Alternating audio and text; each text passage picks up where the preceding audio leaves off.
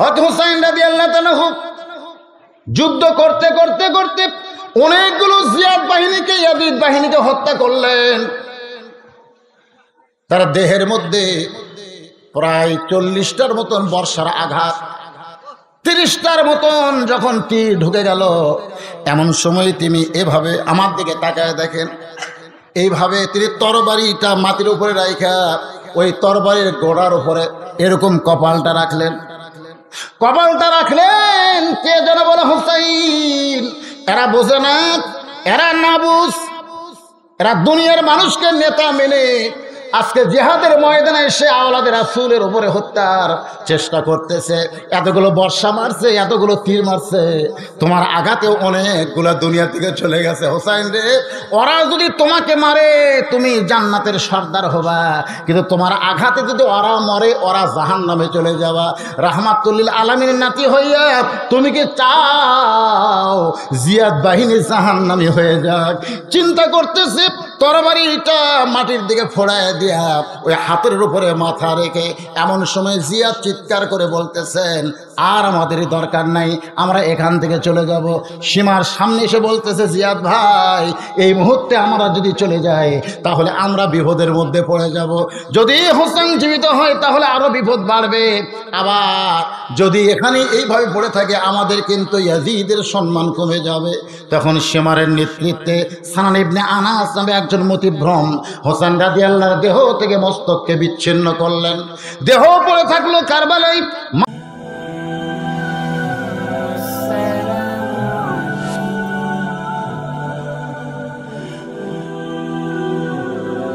আমরা কারবালা থেকে যে শিক্ষাটা শুনবো, সেই শিক্ষাটা খালি শুনেই যাব না গ্রহণ করব? গ্রহণ করলে হোসাইন রাদিয়াল্লাহু তাআলার মতন অবস্থা হতে পারে। এখন কি করবেন? গ্রহণ করবেন? আমাদের বাংলাদেশে একটা সমস্যা হলো কি জানেন, যাই বলে আইরে সেই দিকে যাইরে, বোঝা শোনা নাই রে।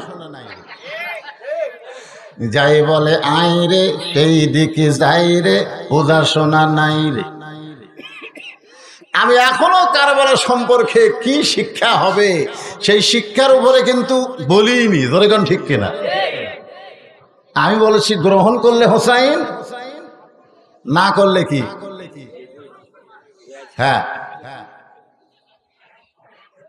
এখানে সূরা মুলক থেকে পবিত্র কালামুল্লাহ শরীফে 114টা সূরা আছে। তার মধ্যে একটা সূরার নাম হলো সূরা মুলক। সূরা মুলক, এখানে আল্লাহ তাআলা বলে দিয়েছেন দুনিয়াতে যারাই অবস্থান করবে তারা কেউ বাদশাহ হতে পারবে না, কোন জায়গার মালিক হতে পারবে না। একমাত্র গোটা পৃথিবীর রাজত্ব, কর্তৃত্ব, মালিকানা কার হাতে? জোরে বলেন। এবং আল্লাহ বলেছেন ওহু আলা কুল্লি শাইইন কাদির, প্রত্যেকটা বিষয়ের উপরে ক্ষমতাকার। এখন আপনাদের কাছে আমার প্রশ্ন, এই 10ই মুহররম যে কারবালা ঘটনা ঘটে গেছে, তখন আল্লাহ রাসূল কি দুনিয়াতে ছিলেন? ছিলেন না। কিন্তু আল্লাহ কোরআনে বলেছেন, লাকাদ কানা লাকুম ফি রাসূলিল্লাহি উসওয়াতুন হাসানা। সফলতা যদি অর্জন করতে চাও তাহলে দুনিয়ার কোন মানুষের আদর্শ নয়, মানুষের চরিত্র নয়, একমাত্র রাসূলকে তোমাদের আদর্শ হিসাবে গ্রহণ করে নাও। হুকুম কার? হ্যাঁ, আমরা আজকে জুমার নামাজে সানি খুতবায় পড়লাম, সাইয়্যিদুশ শাবাবে আহলিল জান্নাহ, সাইয়্যিদুশ শাবাবে আহলিল জান্নাহ, জান্নাতে যুবকদের সর্দার হবে হাসান ও হুসাইন রাদিয়াল্লাহু তাআলা আনহুমা। কালা রাসূলুল্লাহ, আল্লাহ রাসূল বলেছেন জান্নাতি যুবকদের সর্দার হবে 2 জন। তাদের একজনের নাম হলো হাসান আর একজনের নাম হলো হোসাইন। এখন আমরা যদি জান্নাতে যাবার চাই, তাহলে যারা যুবক এখানে বসে আছেন, হোসাইন ছাড়া কোনো গতি কথা কয় না। তো আমাদের বুড়াগুলোর খবর কি?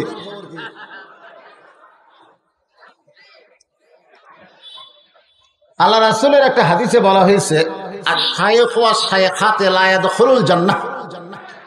বুড়ার বুড়ি কোনোদিন জান্নাতে যাবে না। তো সামনে এক সাহাবী বুড়া মানুষ, সেই কান্না। আল্লাহ রাসূল বলে, কান্দো কেন? বলে, আপনি কইলেন বুড়া জান্নাতে যাবে না, তাহলে আমার খবর কি? রাসূল বললেন, কান্দো না, আল্লাহ তোমাকে জান্নাত দিছে। সুবহানাল্লাহ বলো। সঙ্গে সঙ্গে সাহাবী চোখের পানি মুছে মুচকি মুচকি হাসতেছেন। আল্লাহ নবী বললেন, হাসার কারণ কি? বলে, হুজুর, আল্লাহ আমাকে জান্নাত দিয়েছে, এই খবর শুনে আমার আনন্দ লাগতেছে। আল্লাহ রাসূল বললেন, এই অবস্থায় তুমি যদি জান্নাতে যাও, যাওয়ার পরে তোমার চাহিদা কি? তো বুড়া সাহাবী বলতেছে, ইয়া রাসূলুল্লাহ, এই অবস্থায় যদি আমি জান্নাতে যাই, যাওয়ার পর আমার 1 নম্বর চাহিদা হলো সোনার ইটের বাড়ি চাই। কি ইটা? দেখছেন বুড়ার চাহিদা, দেখছেন? জান্নাতে সোনার ইটের বাড়ি চাই। আল্লাহ রাসূল বললেন, ওয়ালা তাশতাহি আনফুসুকুম, আল্লাহ কোরআনে বলেছেন জান্নাতের যা পাবে আল্লাহ তাই দিয়ে দিবে। তোরে কোন সুবহানাল্লাহ। আল্লাহ তোমাকে সোনার ইটের বাড়ি দিবে, এরপরে তুমি কি চাও? বলে, হীরা জহরতের বর্তন চাই। বর্তন মানে থালাবাটি, আগে বাড়ি তারপরে থালাবাটি। আল্লাহ রাসূল বললেন, এরপরে তুমি কি চাও? তো বুড়ো সাহাবী বলতেছেন, আঙ্গুর ফলের বাগান চাই। যখন কোন ফল? রাসূল চমকে দিয়ে বললেন, এত ফল থাকতে আঙ্গুর কেন? বলে, হুজুর, আমার তো দাঁত নাই। এখন পেয়ারা, আপেল এগুলার যদি বাগান পায়, দাঁত না থাকলে তো দেখা লাগবে, খাওয়া যাবে না। কিন্তু দাঁত না থাকলে কি হবে? মাছরা শক্ত আছে, মাছরা বোধের না দাঁত। হ্যাঁ, তো এই মাছরার মধ্যে আঙ্গুর ফালায় খাসি মারলে রস দিয়ে পেট ভরে যাবে। আল্লাহ রাসূল তাবাসসুম মুচকি হাসি দিয়ে বললেন, সাহাবী, আল্লাহ তোমাকে 17-18 বছরের 70টা বউ দিবে। তো বুড়ো সাহেব বলতে, তো হুজুর, দেখা ছাড়া বুদ্ধি নাই। রাসূল বললেন, খালি দেখবা খেন, কারণ বুড়া মানুষ মাজায় ঠিক মতো খাড়া হয় না, তো খেলবো কেমনে? তো আমাদের বাংলাদেশেরও কিছু বুড়া মানুষ কিন্তু মাঝে মধ্যে খেলাধুলার কথা কয়, তোর এখন ঠিক না, মাজা খাড়া হয় না, কাজ খেলবার চাই। আল্লাহ নবী বললেন, মুরব্বী শোনো, আল্লাহ যখন তোমাকে জান্নাত দিবে, তখন বুড়া অবস্থায় জান্নাত দিবে না, তোমাকে যুবক বানায় দিবে। এই কথার দ্বারা বোঝা গেল, আমরা যারা জান্নাতি হব, সমস্ত জান্নাতীদের সর্দার হবে হাসান আর হোসাইন। হাসান আর হোসাইন খুব নরম মানুষ ছিল হাসান। হাসান রাদিয়াল্লাহু কিন্তু 1-8 বছর খেলাফত, মুসলমানের খলিফা ছিলেন 1-8 বছর। যেরকম কয় বছর? খুবই নরম মানুষ। পরে আমিরে মুয়াবিয়া রাদিয়াল্লাহু তাআলার হাতে খেলাফত হস্তান্তর করে বললেন যে, আপনি খলিফা হয়ে থাকেন, আমার দরকার নেই। এত নরম মানুষ ছিলেন। 49 হিজরিতে হযরত হাসান রাদিয়াল্লাহু তাআলা আনহু দুনিয়া থেকে বিদায় নিলেন। জান্নাতি যুবকদের প্রধান সর্দারের নাম কি? হাসান। আজকে কিন্তু এই হাসান সম্পর্কে ওয়াজ করলে কারবালার গুরুত্ব বোঝানো যাবে না, কারবালার গুরুত্ব বোঝাতে গেলে হোসাইন নিয়ে কথা বলা লাগবে। যেরকম ঠিক কিনা? তো 49 হিজরিতে হাসান রাদিয়াল্লাহু বিদায় নিলেন, তাকেও হত্যা করা হয়েছে। স্বাভাবিকভাবে তিনি কিন্তু দুনিয়া থেকে বিদায় হন নাই, তাকেও হত্যা করা হয়েছে। তবে পন্থা ছিল ভিন্ন। আর 61 হিজরি হাসান রাদিয়াল্লাহু দুনিয়া থেকে বিদায় নেওয়ার 49 থেকে 61 কত বছর, 12 বছর পর এই কারবালার প্রান্তরে যে ঘটনা ঘটে গেল সেইটাকে সামনে নিয়ে আজকের আলোচনা। আমি সূরা মুলকের 2টা আয়াত তেলাওয়াত করার পিছনে কারণ হলো, দুনিয়াতে আমাদের বাদশাহী করার কোনো সুযোগ নাই, বাদশাকে। আর আমাদের কি করা লাগবে? গোলামি না। এখানে আল্লাহ কোরআনে আমাদেরকে তৈরি করার আগেই ফেরেশতাদের সামনে একটা ওয়াজ করেছিলেন। যখন আমাদেরকে তৈরি করা হয়নি তখনই ওয়াজ করেছিলেন, ওয়াইজ ক্বালা রাব্বুকা লিল মালাইকাত ইন্নী জাইলুন ফিল আরদি খলিফা। আল্লাহু আকবার। গরম তো, একটু মনোযোগ দিয়ে শুনবেন। আমার এই কথার সাউন্ড, মাইকের সাউন্ড কি সবাই বুঝতে পারতেছেন? আমি তারও আসিনা বক্তা না, আপনাকে সিনা পরিচয় বক্তা। একটু ধৈর্য নিয়ে। আপনি কি করবে চাচ্ছেন এখানে? কি করবে? চা খাই না, হ্যাঁ পানি খাই, তাও দরকার হলে আমি বলবো, আপনাকে ব্যস্ত হওয়া লাগবে।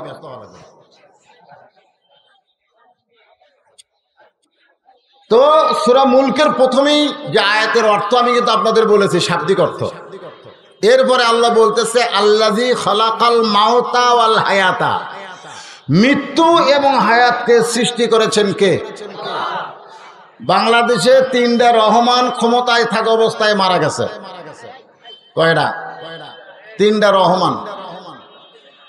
একটা হলো বঙ্গবন্ধু শেখ মুজিবুর রহমান, একটা হলো জিয়াউর রহমান, একটা হলো জিল্লুর রহমান। এই 3টা রহমান ক্ষমতার চেয়ারে থাকা অবস্থায় মারা গেছে। কিন্তু আমাদের বাংলাদেশের লোকজনকে যদি বলা হয় বঙ্গবন্ধু শেখ মুজিবুর রহমান মারছে, জিয়াউর রহমান মারছে, জিল্লুর রহমান মরছে, এখন আপনারা বলেন মারছে আর মরছে, এই 2টার তফাৎ কি? এটা যদি না বোঝেন তো কারবালা বুঝবেন না। তো আগে এটা বোঝা লাগবে, মারছে আর মরছে।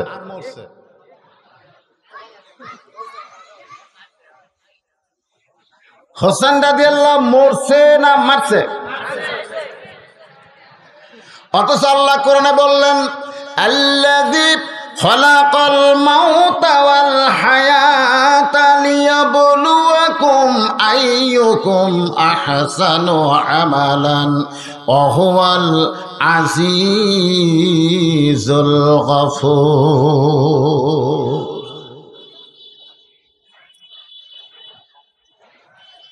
ঘরের মধ্যে বসে আছেন হোসেন রাদিয়াল্লাহু। কার মধ্যে? হ্যাঁ, খুব মনোযোগ, আপনারা বসে আছেন। এমন সময় ইয়াজিদের কিছু লোক, কার লোক? এই ইয়াজিদের বাবা তো খুব চেষ্টা করছে মদিনার মুসলমান, মক্কার মুসলমানের কাছ থেকে ইয়াজিদের ব্যাপারে বায়াত নেওয়া, কিন্তু মদিনা এবং মক্কার সাহাবীরা ইয়াজিদকে হযরতে মুআবিয়া রাদিয়াল্লাহু জীবিত থাকা অবস্থায় গ্রহণ করেনি। জনগণ ঠিক কিনা?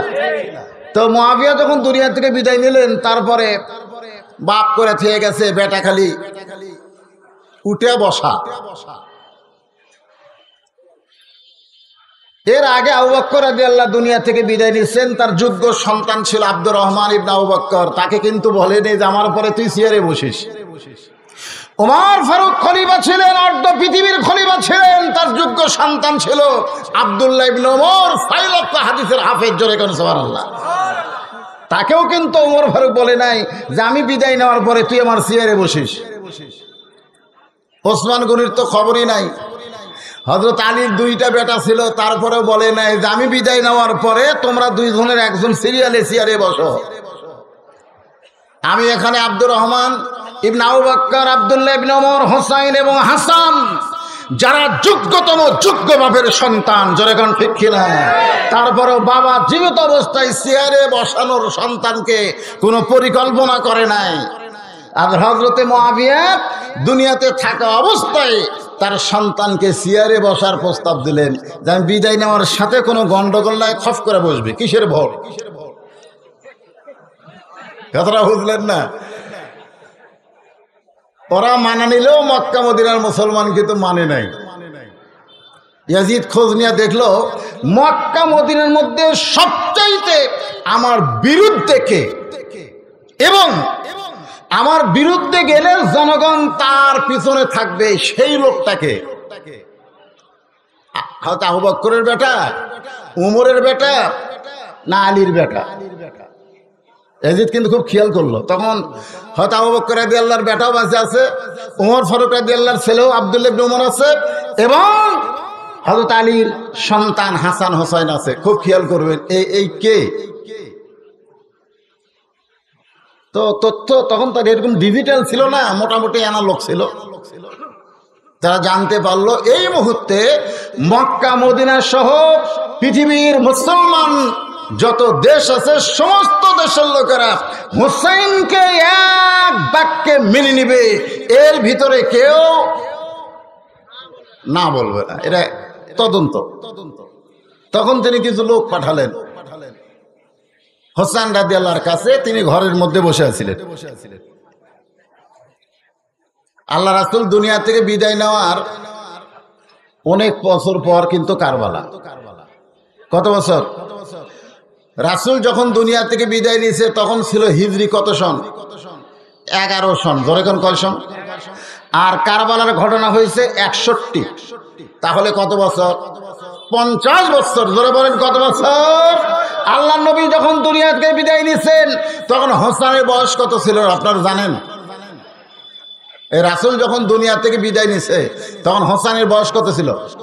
ধরেন 6 থেকে 7 বছর। আচ্ছা 6 বছর ধরেন। আর কারবালার ঘটনা যখন ঘটছে আরো 50 যোগ দেন, তাহলে কত বয়স? 56, 55, 56 বছর বয়স। মোটামুটি বয়স হয়েছে। ধরে ঠিক কিনা? তো বসে আছেন। এমন সময় ইয়াজিদের লোকেরা এসে তার কাছে প্রস্তাব দিচ্ছেন।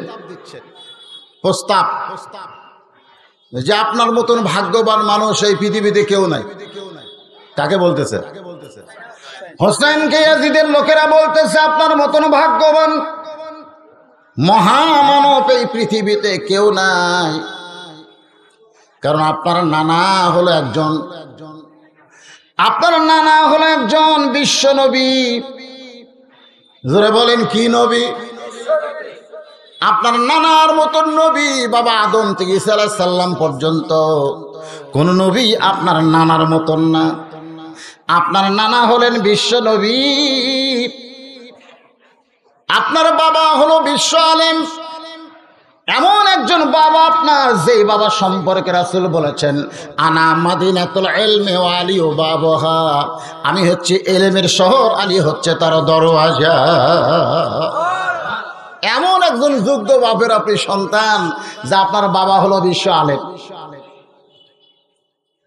তৃতীয় প্রস্তাব দিয়ে বলতেছেন এমন একজন মায়ের সন্তান আপনি, যে মা সম্পর্কে রাসূল বলেছেন সাইয়্যিদাতুন নিসায়ে আহলিল জান্নাহ, সাইয়্যিদাতুন নিসায়ে আহলিল জান্নাহ ফাতেমাতুজ যোহরা। বলে গান সুবহানাল্লাহ। জান্নাতি নারীদের সর্দারিনী যিনি হবেন তিনি হচ্ছেন আপনার মা। এত একটা মর্যাদা সম্পন্ন ঘর থেকে আপনি দুনিয়াতে এসে খামাখা গন্ডগোল করবেন কেন? খামাখা, এর নাম কি? খামাখা। বক্তারা ওয়াজ করবে, নামাজের ওয়াজ, জিকিরের ওয়াজ, রোজার ওয়াজ, কিন্তু খামাখা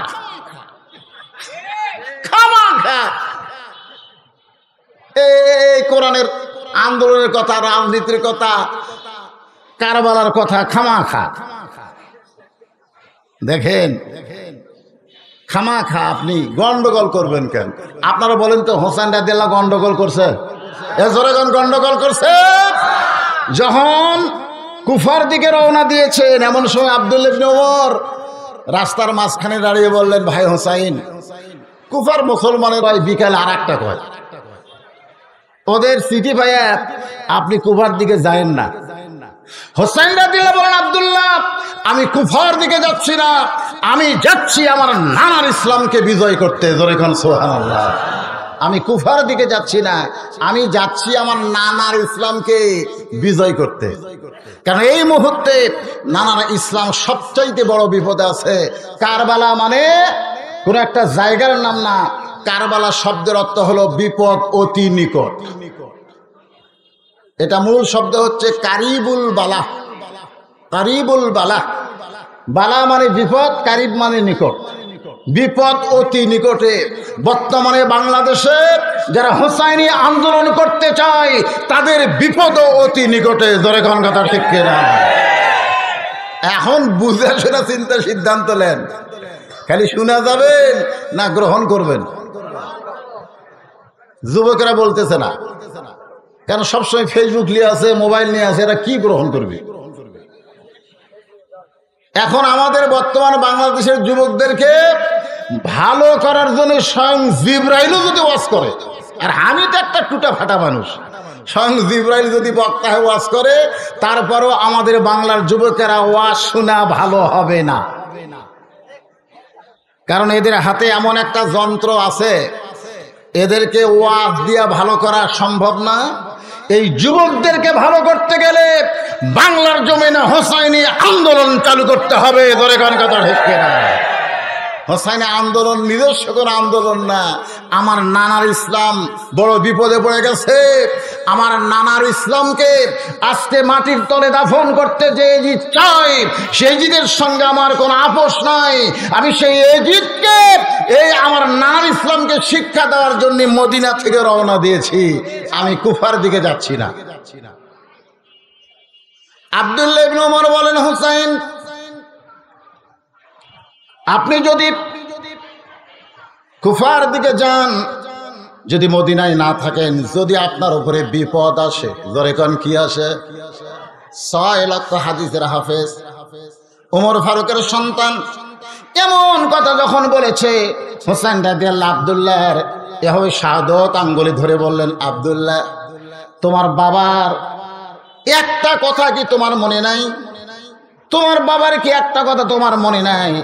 আব্দুল্লাহ বলে, কোন সে কথা? হোসেন বলে, জুমার দিনে যখন তোমার বাবা খুতবা দিচ্ছিল, আমি ছোট্ট হোসাইন তোমার বাবার সামনে বসে খুতবা শুনতেছিলাম। আব্দুল্লাহ রে, এমন সময় একজন সাহাবী দাঁড়িয়ে বলতেছি, আমির আল মুমিনিন আপনার খুতবা আমরা শুনবো না। ওমর ফারুক সঙ্গে সঙ্গে খুতবা বন্ধ করে দিলেন। অর্ধ পৃথিবীর খলিফা হওয়ার কারণে খুতবা বন্ধ করলেন। কিন্তু বাংলাদেশের মতন প্রধানমন্ত্রী যদি হয় আর ভাষণ শুরু করলে কেউ যদি বলে আপনার ভাষণ শুনবো না, ভাষণ বন্ধ করার আগেই ওকে জেলের মধ্যে ঢুকান লাগবে। ধরে কোন কথা লিখতে না?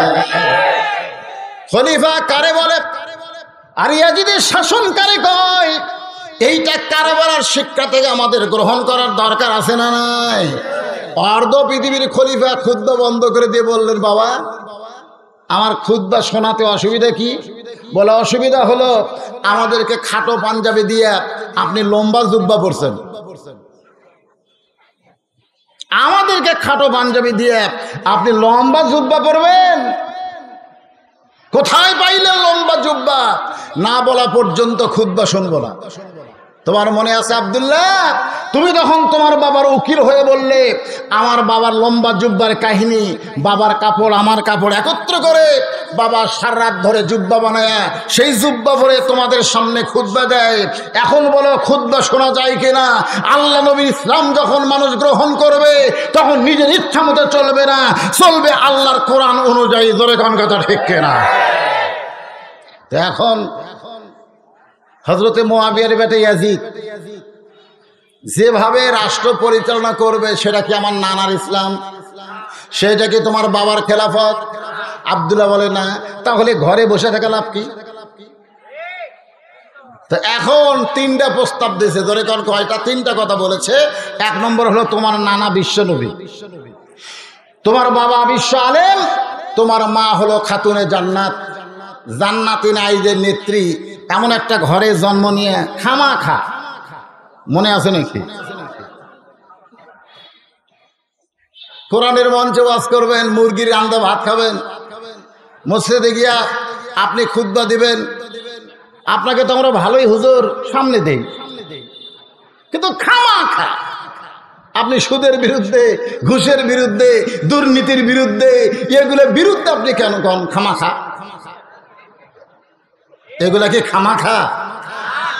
আল্লাহ কোরআনে বলেন, ওয়ালানাবলুওয়ান্নাকুম বিশাইয়্যিম মিনাল খাউফি ওয়াল জু'i ওয়া নাকসিম মিনাল আমওয়ালি ওয়াল আনফুসি ওয়াস সামারাতি। সবাই বলেন ওয়া বাশশিরিস সাবিরিন।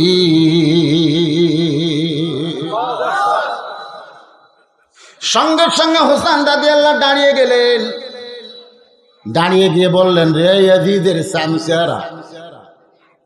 সুবহানাল্লাহ কবেন না? কি বলতেছে? এই ইয়াজিদের সামসেরা, তোমরা যদি আল্লাহর বান্দা হতে, কথাটা খেয়াল করবেন, মনোযোগ দিয়ে শুনবেন এবং গ্রহণ করার নিয়ত করবেন। জান্নাতি যুবকদের সর্দার হোসেন বলতেছে, রে ইয়াজিদের সামসেরা। ইয়াজিদের কি? আরো জোরে, জোরসে বলুন। আমাদের বাংলাদেশে মানুষ আল্লাহর বান্দা না হয়ে যখন কোনো মানুষের চামচা হবে, এবার আশরাফুল আলম যে ফেরেশতার হাতে পিটন খাচ্ছে, ধরে কোন কথা ঠিক কিনা? আশরাফুল মখলুকাত বোঝেন? আমাদের বগুড়ার হিরো আলম। আর চিটাঙ্গের এক মেয়র বলছে, হ্যাঁ চিটাঙ্গের এক মেয়র, ফেরেশতারা পর্যন্ত ভোট দিবার আসবে, বিশ্বাস না করলে তার ইমান থাকবি না। তাহলে তারা হিরো আলমক মারলো, এরা কারা? ফেরেশতারা। ধরে কান কারা? আশরাফুল আলম মার খাচ্ছে, আশরাফুল মখলুকাত মার খাচ্ছে ফেরেশতার দ্বারা। খামাখা, খামাখা। কারবালার শিক্ষা আমাদের গ্রহণ করার দরকার আছে না? না, হ্যাঁ, একটু মনোযোগ দিয়ে শুনবেন। তোমরা যদি আল্লাহর বান্দা হইতে, তাহলে আমার নানাকে তোমরা শুধু বিশ্ব নবী বলতা না। আমার নানা শুধু বিশ্ব নবী না, আমার নানা হলো বিশ্ব নেতা। আল্লাহর যারা বান্দা হবে তারা আমার নবীকে শুধু বিশ্ব নবী বলবে না, আমার নবী হলেন বিশ্ব নেতা। আমার নেতা, তোমার নেতা। সবাই বলতেছে না, মানে অন্য একজন নেতা বানিয়ে বসে আছে, ওয়াজ হবে নাকি? লিমা তাকুলু মা লা তাফালুন। আপনার মুখের সাথে অন্তরের যদি মিল না থাকে, তাহলে আল্লাহ বলেছেন এই টাটকা মুনাফিক। জোরে কোন কি মুনাফিক? দরুদের মধ্যে কি বললেন? আল্লাহুম্মা সাল্লি আলা সাইয়্যিদিনা সাইয়্যিদিনা মাওলানা মুহাম্মদ। আমার নেতা হলেন, দরুদের মধ্যে আমরা সকলে স্বীকার করে নিলাম, সাইয়্যিদিনা মানে আমাদের নেতা হলো মাওলানা মুহাম্মদ। সকলে বলেন সাল্লাল্লাহু আলাইহি সাল্লাম। তাহলে আমাদের নবী শুধু আমাদের নবী না, আমাদের নবী হলেন আমাদের নেতা। জোরে বলেন কি? হোসেন বলেন, ইয়াজিদের সামসেরা, আমার বাবা শুধু বিশ্ব আলেম না, আমার বাবা হলো বিশ্ব বীর। জোরে গান সুবহানাল্লাহ। আমার মা শুধু খাতুনে জান্নাত নয়, আমার মা হলো জোহরা। তোমরা একটা বলো, একটা বাদ দাও। আমার নানাকে তোমরা বিশ্ব নবী বলো, কিন্তু বিশ্ব নেতা বলতে পারো না। আমার বাবাকে তোমরা বিশ্ব আলেম বলো, কিন্তু বিশ্ব বীর কেন বাদ দাও? আমার মাকে তোমরা খাতুনে জান্নাত বলো, কিন্তু জোহরা কেন বাদ দিলা?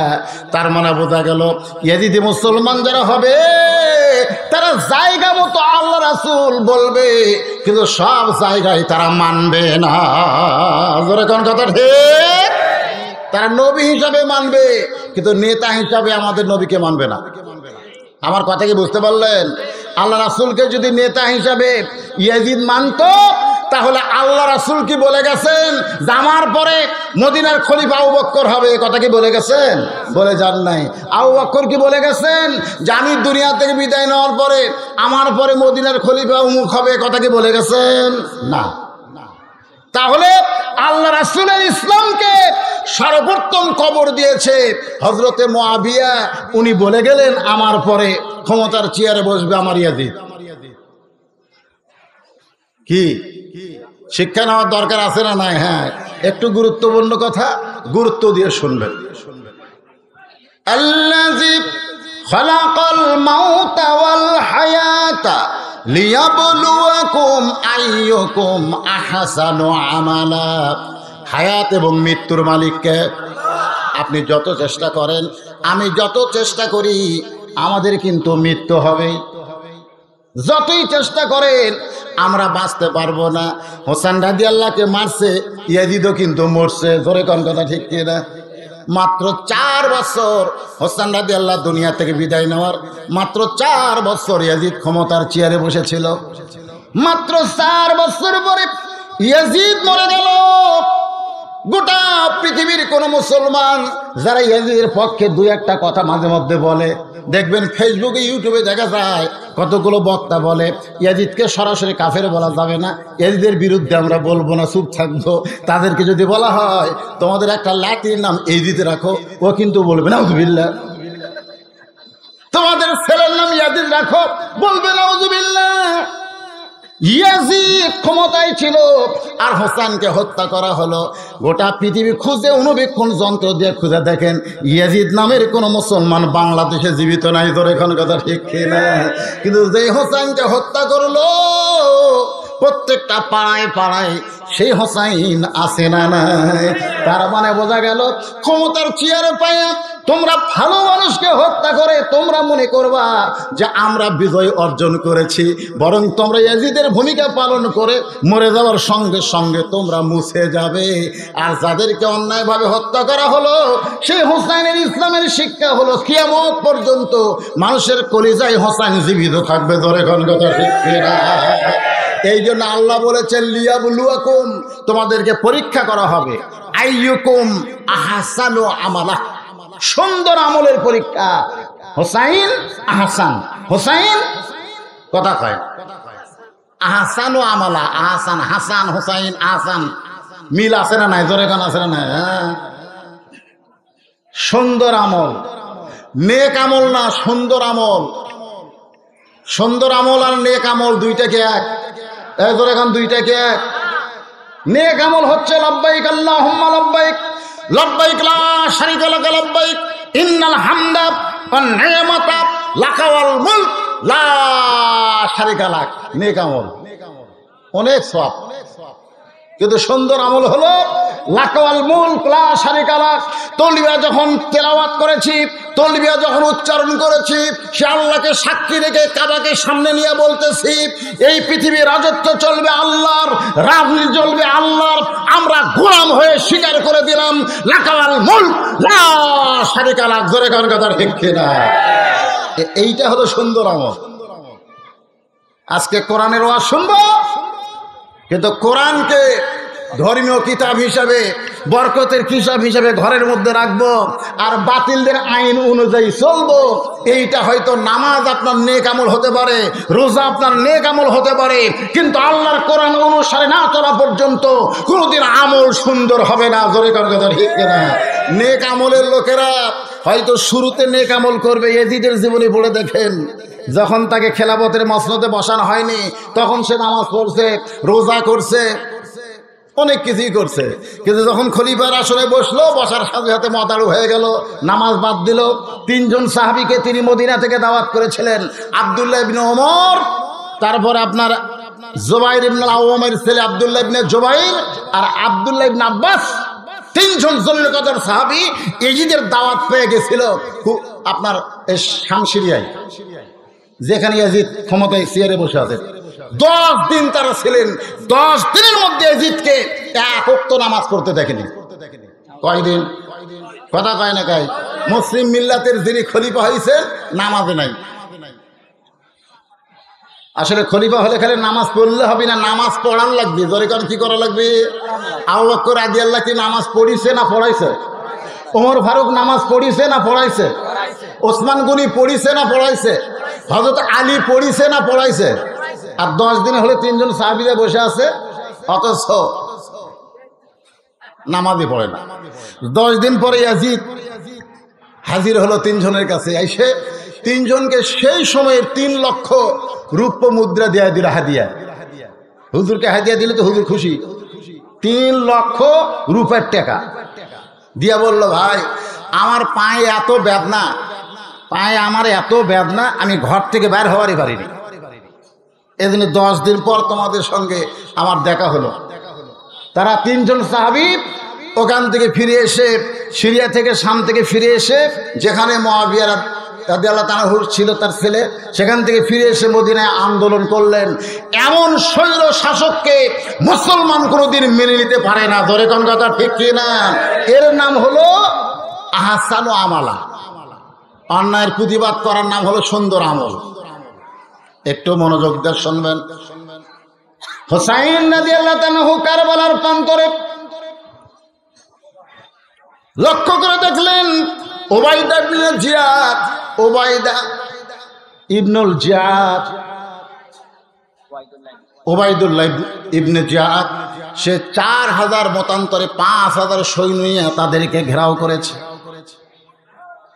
হোসেন রাদিয়াল্লাহর সঙ্গে 72 জন, তার মধ্যে 40 জন পুরুষ, বাদ বাকি হলো শিশু আর নারী। মাত্র 40 জন পুরুষ মানুষ, বাদ বাকি 72-এর মধ্যে বাদ বাকি 32 জন হলো শিশু এবং নারী। তাদের কোনো অস্ত্র ছিল না, তাদেরকে ঘেরাও করা হলো। হোসেন রাদিয়াল্লাহর পক্ষ থেকে 3টা প্রস্তাব দেওয়া হলো। জোরে বলেন কয়টা প্রস্তাব? 1 নম্বর প্রস্তাব হলো, আমি তো যুদ্ধ করার জন্য মদিনা থেকে কুফার দিকে রওনা দেই নাই, আমি কুফার দিকে রওনা দিয়েছি। কুফার মুসলমানেরা আল্লাহ নবীর ইসলামকে গ্রহণ করে আমার হাতে বায়াত গ্রহণ করতে চায়, কিন্তু রাস্তার মধ্যে তোমরা যখন আমাকে আটকায় দিলে, 1 নম্বর প্রস্তাব হলো আমাকে ইয়াজিদের কাছে যাবার দাও। আমার 2 নম্বর প্রস্তাব হলো আমাকে মদিনায় মক্কায় যাবার দাও। 3 নম্বর প্রস্তাব হলো যদি ইয়াজিদের কাছে যাবার না দাও, মক্কা মদিনায় যাবার না দাও, এমন একটা জায়গায় আমি যাব যেখানে তোমাদের কোনো সমস্যা হবে না। একটা প্রস্তাব গ্রহণ করা হলো না। কেন হলো না? আজকে আমাদের বাংলাদেশে কোনো প্রস্তাবকে গ্রহণ করা হচ্ছে না, জোরে কোন কথা ঠিক কিনা? বলে আমি যা করব তাই, তোমাদের কোনো কথা গ্রহণ করার মন মানসিকতা আমার মাথায় নাই। এটাই হলো ইয়াজিদি তরিকা। লিয়াবলুয়াকুম আইয়ুকুম আহসানু আমালান ওয়া হুয়াল আজিজুল গফুর। রে জিদের চামচারা, মনে আছে আপনাদের না ভুলে গেছেন? আমার নানা শুধু বিশ্ব নবী না, আমার নানা কি বিশ্ব নেতা। কে বলতেছে? হোসাইন। কাদেরকে বলতেছে? ইয়াজিদি মুসলমানকে বলতেছে আমার নানা শুধু বিশ্ব নবী না, আমার নানা হলো বিশ্ব নেতা। তোমরা জানো আমার নানা যদি শুধু বিশ্ব নবী হয়ে থাকতো তাহলে আবু জেহেল কোনোদিন আমার নানার বিরুদ্ধচারণ করতো না। সবাই যখন ঘুম পাড়ে তখন সবার আগে আবু জেহেল আমার নানার কোরআন তেলাওয়াত শোনে। সবার আগে কোরআন তেলাওয়াত কে শোনে? সকালবেলা যায় গল্প করে, এত সুন্দর কোরআনের বাণী, রাতটা কোন দিক দিয়ে গেল আমি বুঝবারই পারিনি। মানে এত সুন্দর কোরআনের বাণী, রাতটা আমার কোন দিক দিয়ে গেল বুঝবারই পারিনি। হোসেন বলে এজিদের চামচারা শোনো, আমার নানা শুধু বিশ্ব নবী হলে আবু জেহেল কোনোদিন আমার নানার বিরুদ্ধচারণ করতো না। বিরুদ্ধচারণ করার কারণ কি? আবু সুফিয়ান বলতেছে যার কোরআন তেলাওয়াত এত সুন্দর লাগে সে কোরআনকে গ্রহণ করলে আমাদের অসুবিধা কোন জায়গায়? আবু জেহেল বলে আবু সুফিয়ান এটা তো জোরে বলা যাবে না, তোর কানটা আমার মুখের কাছে দে। কানটা যে মুখের কাছে দিয়েছে ফিসফিস করে বলতেছে আল্লাহর কোরআনকে গ্রহণ করলে আমার মতো আবু জেহেলের ভুয়া নেতৃত্ব খতম হবে, আব্দুলের এতিমপোলা বিশ্ব নেতার আসন পাবে। এখান থেকে প্রমাণ হয়ে গেল আমাদের নবী শুধু বিশ্ব নবী ছিলেন না, তিনি ছিলেন বিশ্ব নেতা। কিন্তু যারা আমাদের নবীকে বিশ্ব নেতা মানতে পারে না তারাই হলো ইয়াজিদি মুসলমান।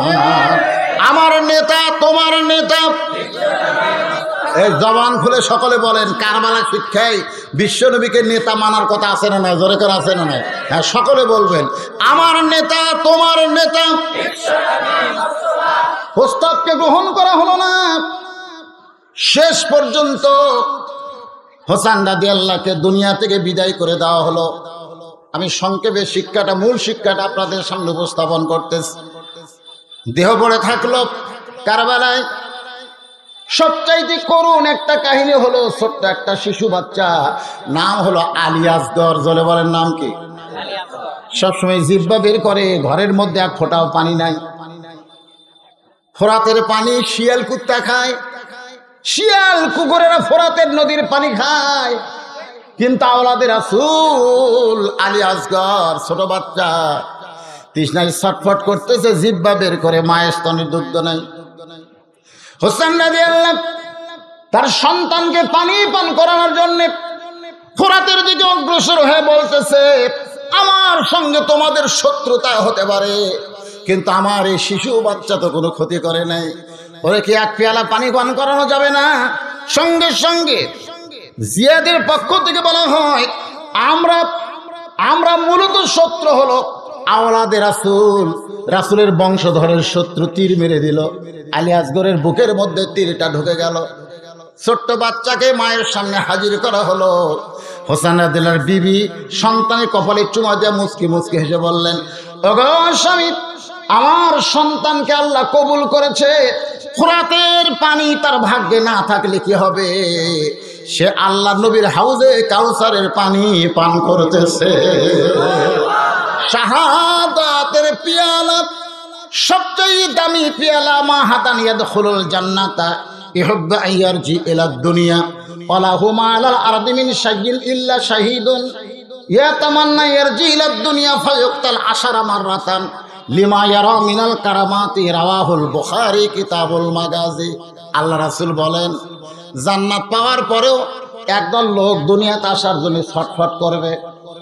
আল্লাহ বলবেন, কেরে বান্দা, আমি তোরে জান্নাত দিলাম, সেই জান্নাতে ছটফট করিস কেন? বান্দা বলবে, আল্লাহ, আমি দুনিয়াতে শহীদ হওয়ার কারণে তুমি আমাকে জান্নাত দিয়েছো, কিন্তু জান্নাত আসার পরে এই শহীদ হওয়ার ভিতরে যেই শান্তি, সেই শান্তি আমার জান্নাতের মধ্যে পাওয়া যাচ্ছে না। আল্লাহ, আমি আবার দুনিয়াতে যাবার চাই, আবার বাতিলের বিরুদ্ধে লড়াই করে আবার শহীদ হব, আবার শহীদ হব। আশার আমার রাতান, কোন করে 10 বার হলে বাতিলের বিরুদ্ধে শহীদ হব। শাহাদতের মধ্যে যেই শান্তি, তোমার জান্নাতের মধ্যে সেই শান্তি না। তার মানে বাতিলের বিরুদ্ধে লড়াই করে মুসলমান যখন জীবন দেবে, সেই জীবন সাধারণ জীবন না। আল্লাহ কোরআন কারীমের মধ্যে বলেছেন, ওয়ালা তাকুলু লিমান ইউকতালু ফি সাবিলিল্লাহি আমওয়াতুন বাল আহইয়াউ ওয়ালাকিন লা তাশউরুন।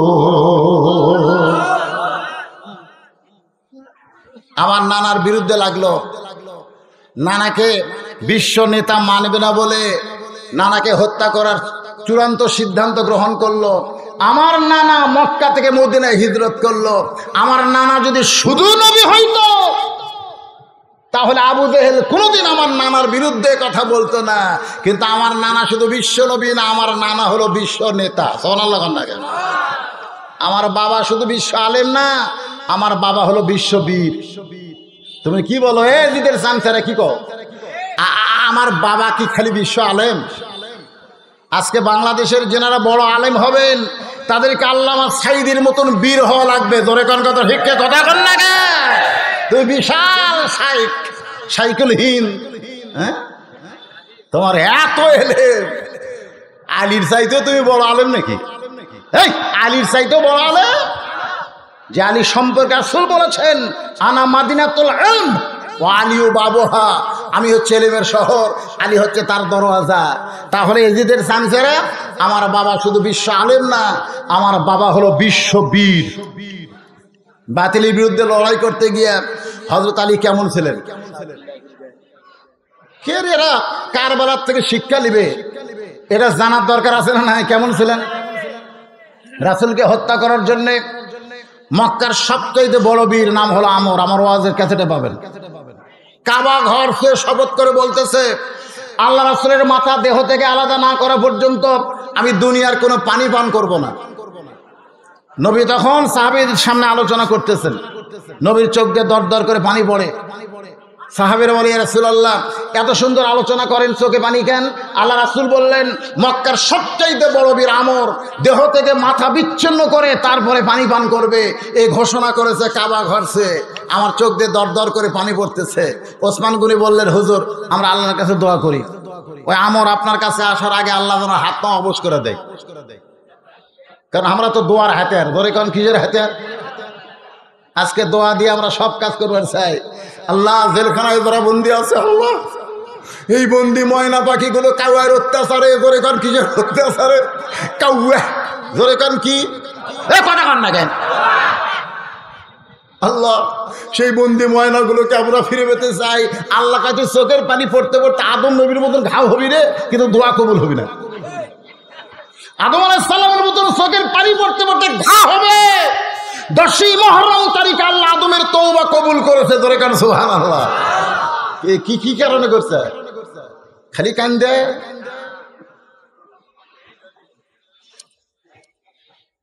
তো এখন ব্যাপারটা হলো কান্দবো, আমরাও কান্দবো। এখন ঘরত লাগছে আগুন। আমি এখন যায় নামাজ দিছে, নামাজ পড়ে বলতেছি, আস্তাইনু বিস-সাবরি ওয়াস-সালাত। আল্লাহ তুমি বলেছো সাবার যদি পাওয়ার যদি চাও, ধৈর্যর নামাজের মধ্যে দিয়ে চাও। আমি 2 রাকাত নামাজ পড়ে তোমার কাছে কান্দি, আল্লাহ আমার আগুন লিবে দাও। আল্লাহ কবি, এটা কি মরুভূমি? তোর আশেপাশে কি পানি নাই? তুই পানির বালতি না নিয়ে দোয়া হাত তুললো কেন? দোয়া করতেছে যে আল্লাহ, চোরের হাত থেকে আমরা বাঁচতে চাই। 3 বার সূরা ফাতিহা, 10 বার সূরা ইখলাস, 11 বার দরুদ শরীফ পড়ে দোয়া করতেছে ইমাম সাহেব, আল্লাহ যে হারে চুরি শুরু হয়ে গেছে, চোরের হাত থেকে আমাদের এই কি ম্যাঙ্গাফির এলাকাকে তুমি হেফাজত করো। চোর মসজিদের জানলা থেকে বলতেছে আল্লাহুম্মা আমিন, আল্লাহুম্মা আমিন। কারণ চোরও চাই দোয়া কর, হামু আছি। কিন্তু যদি ইমাম সাহেব বলতো কিসের দোয়ারে, এই 2টা হাত শুধু দোয়া করার জন্য না, এই 2টা হাত হলো চোরকে দমন করার হাত। এই 2টা হাত আগামীকাল থেকে 2 হাতা করে লাঠি বানাবে। যে রাস্তা দিয়ে চোর আসে, আমরা গোপনে সেই রাস্তায় দাঁড়িয়ে থাকবো, দেখি চোর কেমনে ম্যাঙ্গাফির এলাকায় ঢোকে। আপনারা বলেন, চোর কি আমিন কবি? আজকে কারবালা থেকে আমাদের শিক্ষা নেওয়া লাগবে। এই 2টা হাত খালি দোয়া করার হাত না, এই 2টা হাত হলো বাতিলের বিরুদ্ধে অস্ত্র ধরার হাত। জোরে বলেন, কথা ঠিক কিনা?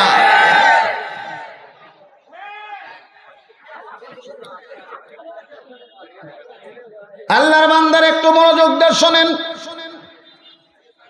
নবী যখন চোখের পানি বের করে 2টা হাত করে দোয়া করবেন, ওসমান গনির মতন সাহাবী বলতেছেন, সব সাহাবী চুপ আছে।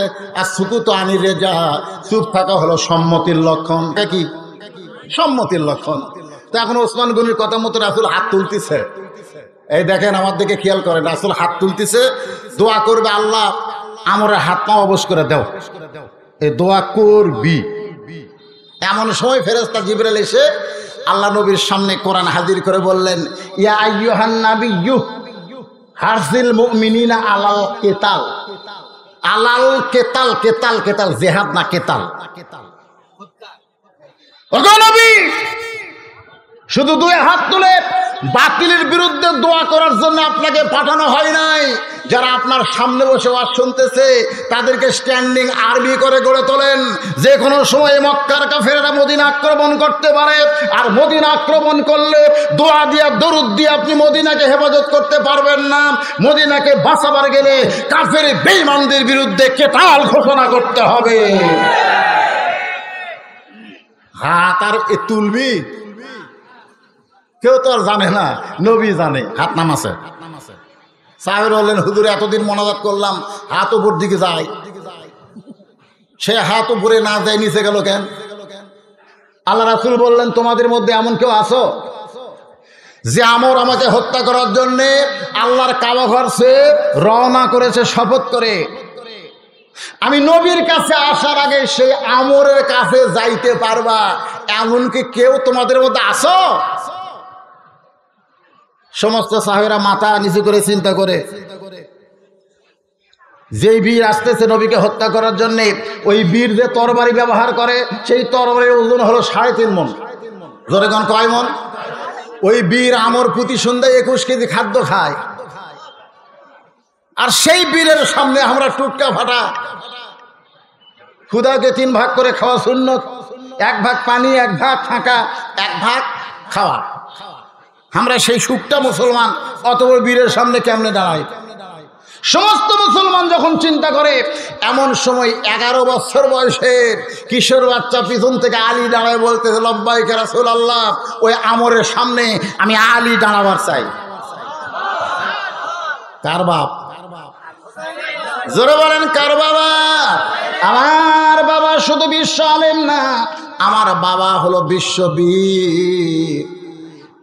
আল্লাহ রাসূল কাছে ডাক দিয়ে বলেন, আলী রে, তুমি কি জানো যে আমর আমাকে হত্যা করবে? আমাকে হত্যা না করলে পানি পান করবে না। সে আমরের খবর কি তুমি জানো? আলী বলতেছে, ইয়া রাসূলুল্লাহ, আমার ঈমান বলতেছে কোনো খবর আমার জানতে হবে না। আল্লাহর ঈমান আমার ভিতরে, আর রাসূলের প্রেম আমার করে যায়। শুধু আমল নয়, শুধু আমর নয়, পৃথিবীর তামাম বাতিলের সামনে আমি আলী দাঁড়াবার চাই। ইয়া রাসূলুল্লাহ, আমি আলীর ঈমান আমাকে শিক্ষা দিচ্ছে। কি শিক্ষা দিচ্ছে? আল্লাহর ঈমান আমার ভিতরে, সুবহানাল্লাহ কোন, আর রাসূলের মহব্বত আমার কলিজায়। আমি দুনিয়াতে জীবিত থাকা অবস্থায় আমার সামনে একটা আমর এসে আপনাকে হত্যা করবে, আর আমি চাই এসে দেখবো। আজকে আল্লাহর কোরআন বাংলার জমিনে ভুলণ্ডিত হবে, নবীর আদর্শ বাংলার জমিনে চলবে না। এই দৃশ্য আমরা দেখব। এমন ন্যাংরা মুসলমান আমরা হতে চাই না। ধরে বলেন কথা ঠিক না? ন্যাংরা হবে দেখতেছে। দেখো, আল্লাহ রাসূল বলে, আলী তুমি কি করবা? বলে, আমরের সামনে আমি দাঁড়াবার চাই। আল্লাহ নবী বললেন, ওসমান, তোমার বাড়িতে কোনো তরবারি আছে? ওসমান গনি কয়, হুজুর আমি কি জঙ্গি নাকি? আমার বাড়িতে কোনো তরবারি নাই, তবে কুরবানির সময় উট দুম্বা জব করি, একটা ছুরি আছে। আল্লাহ রাসূল বলেন, ঠিক আছে, সেটাই নিয়ে আসো। ওসমান গনি এক দৌড়ে গিয়ে বাড়ি থেকে তরবারিটা নিয়ে আসলেন। মাত্র 27 ইঞ্চি। ধরে কোন কয় ইঞ্চি? আল্লাহ রাসূল 27 ইঞ্চি তরবারি আলীর হাতে দিয়ে বলেন, আলী যাও, তরবারির বিরুদ্ধে তরবারি ধরতে হবে। ওর 3.5 মজুরের তরবারি হতে পারে, তুমি 27 ইঞ্চি তরবারি নিয়ে তার সামনে দাঁড়িয়ে যাও। আসাদুল্লাহিল গালিব, হোসাইন বলতেছে, আসাদুল্লাহিল গালিব আমার বাবা শুধু বিশ্ব আলেম না, বিশ্ববীর। আজকে যারা বড় বড় আলেম হবে তাদেরকে বীর হওয়া লাগবে। বাতিলের সামনে আগে তাদেরকেই দাঁড়াতে হবে। ধরে বলেন কথা ঠিক কিনা?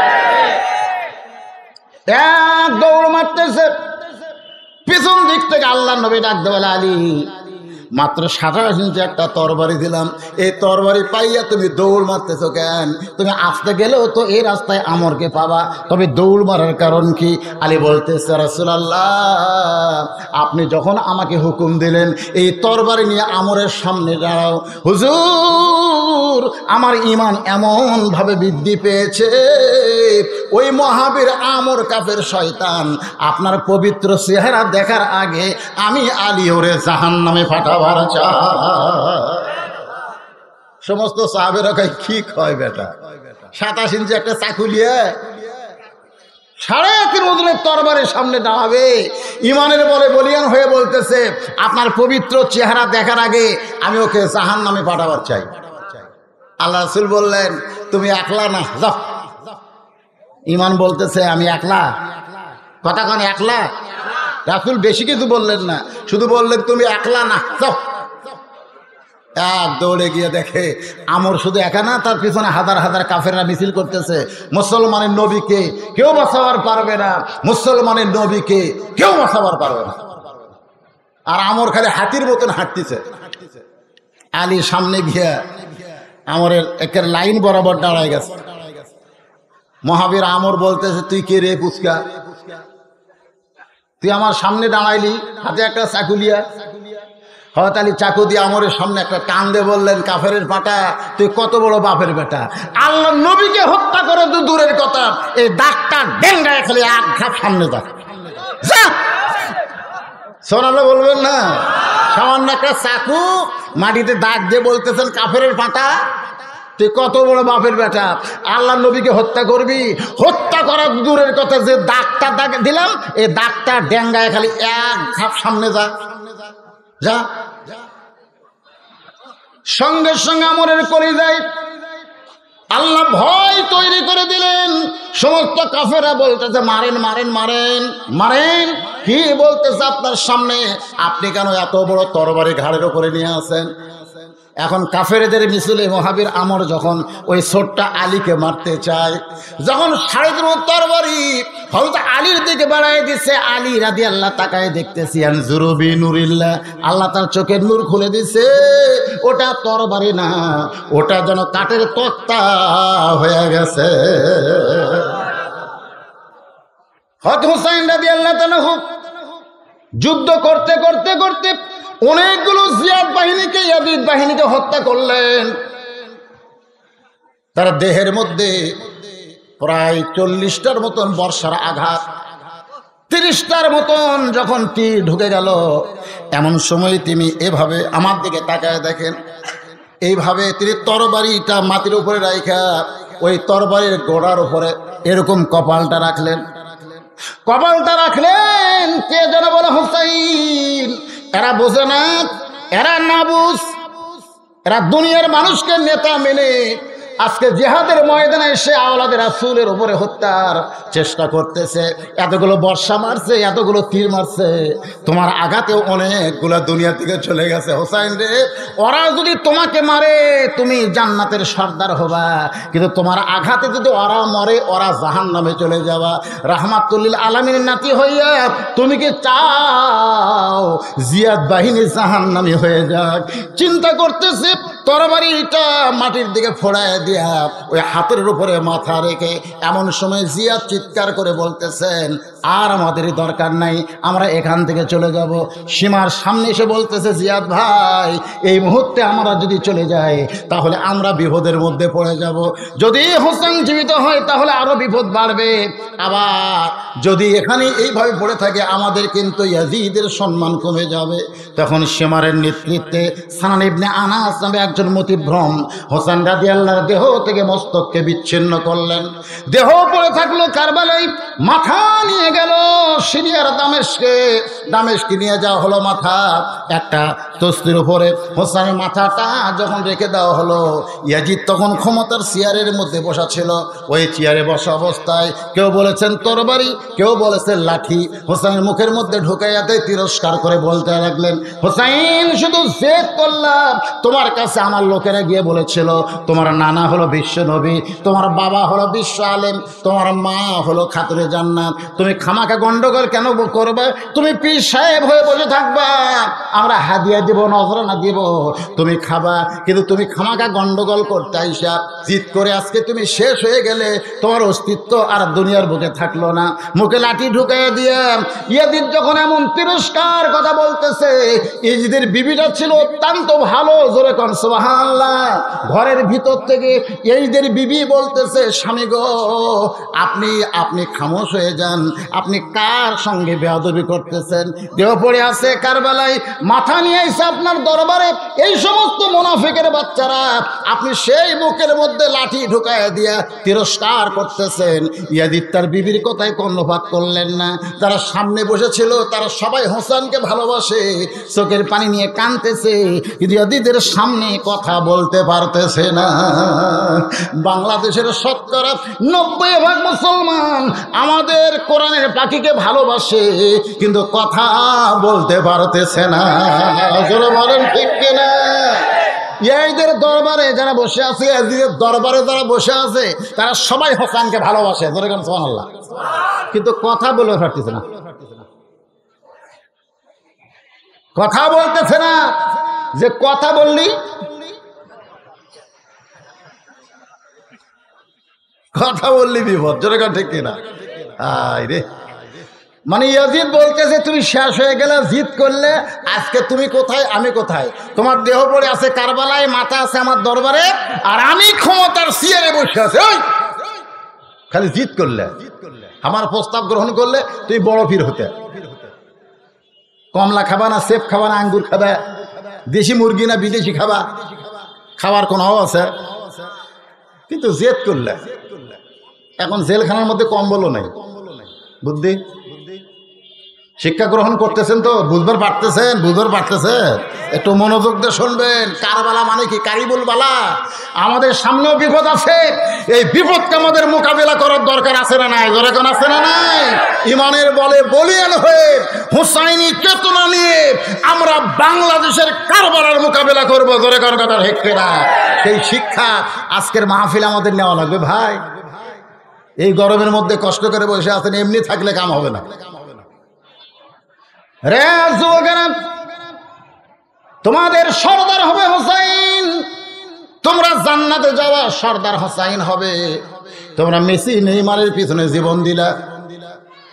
হাসরের ময়দানে মেসি নেইমারকে আল্লাহ বলবে জাহান্নামে যা, জাহান্নামে যা। কারণ একমাত্র মুসলমান ছাড়া অন্য যারা ধর্ম গ্রহণ করছে তারা জান্নাতি না জাহান্নামী? এই কথা কোন, জান্নাতি না জাহান্নামী? আল্লাহ কোরআনে বলেছেন ওমাইয়াবতাগি গায়রাল ইসলাম আদিনান ফালা ইকবালা মিনহু। রে মেসি নেইমার, তোরা খ্রিস্টান হওয়ার কারণে জাহান্নামে যা।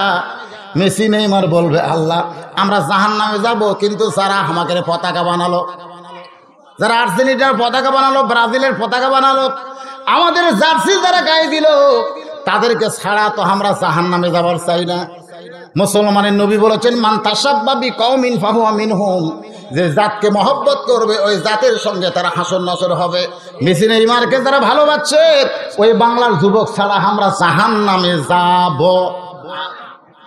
আর মেসি নেইমারকে মানবেন না হোসাইনকে? যুবকেরা কষ্ট হলো, একটু মনোযোগ দিয়ে শোনো। জান্নাতি যুবকদের সর্দার হোসেনের মুখের মধ্যে লাঠি ঢুকায় দিয়া তিরস্কার করতেছে। শেষ হয়ে গেল, তোমার অস্তিত্ব বিলীন হয়ে গেল। আমি ইয়াজিদ ক্ষমতার চেয়ারে, কোন ইয়াজিদের সামনে বসা কেউ যখন লোকমা দেয় না। ছোট্ট একটা ঘটনা করে বলতেছি। এমন সময় লাঠিতে ভর দিয়ে একজন সাহাবী দাঁড়িয়ে গেছে। জোরে কান সুবহানাল্লাহ। যখন হোসেন রাদিয়াল্লাহু কারবালার প্রান্তরে শহীদ হয়, তখন আশারে মুবাশশারার 2 জন সাহাবী জীবিত ছিলেন। কয়জন? আশারে মুবাশশারা মানে এই দুনিয়াতেই 10 জন সাহাবীকে আল্লাহ জান্নাতের সার্টিফিকেট দিয়েছেন। হোসেন রাদিয়াল্লাহু যখন শহীদ হয় তখন কয়জন সাহাবী ছিল? এই 10 জনের মধ্যে 2 জন ছিল। একটা হলো না আনাস নয়, আশারে মুবাশশারা একজনের নাম হলো সাদ ইবনে আবি ওয়াক্কাস। একজনের নাম কি? সাদ ইবনে আবি ওয়াক্কাস। আর একটা হলো আবু সাইদ।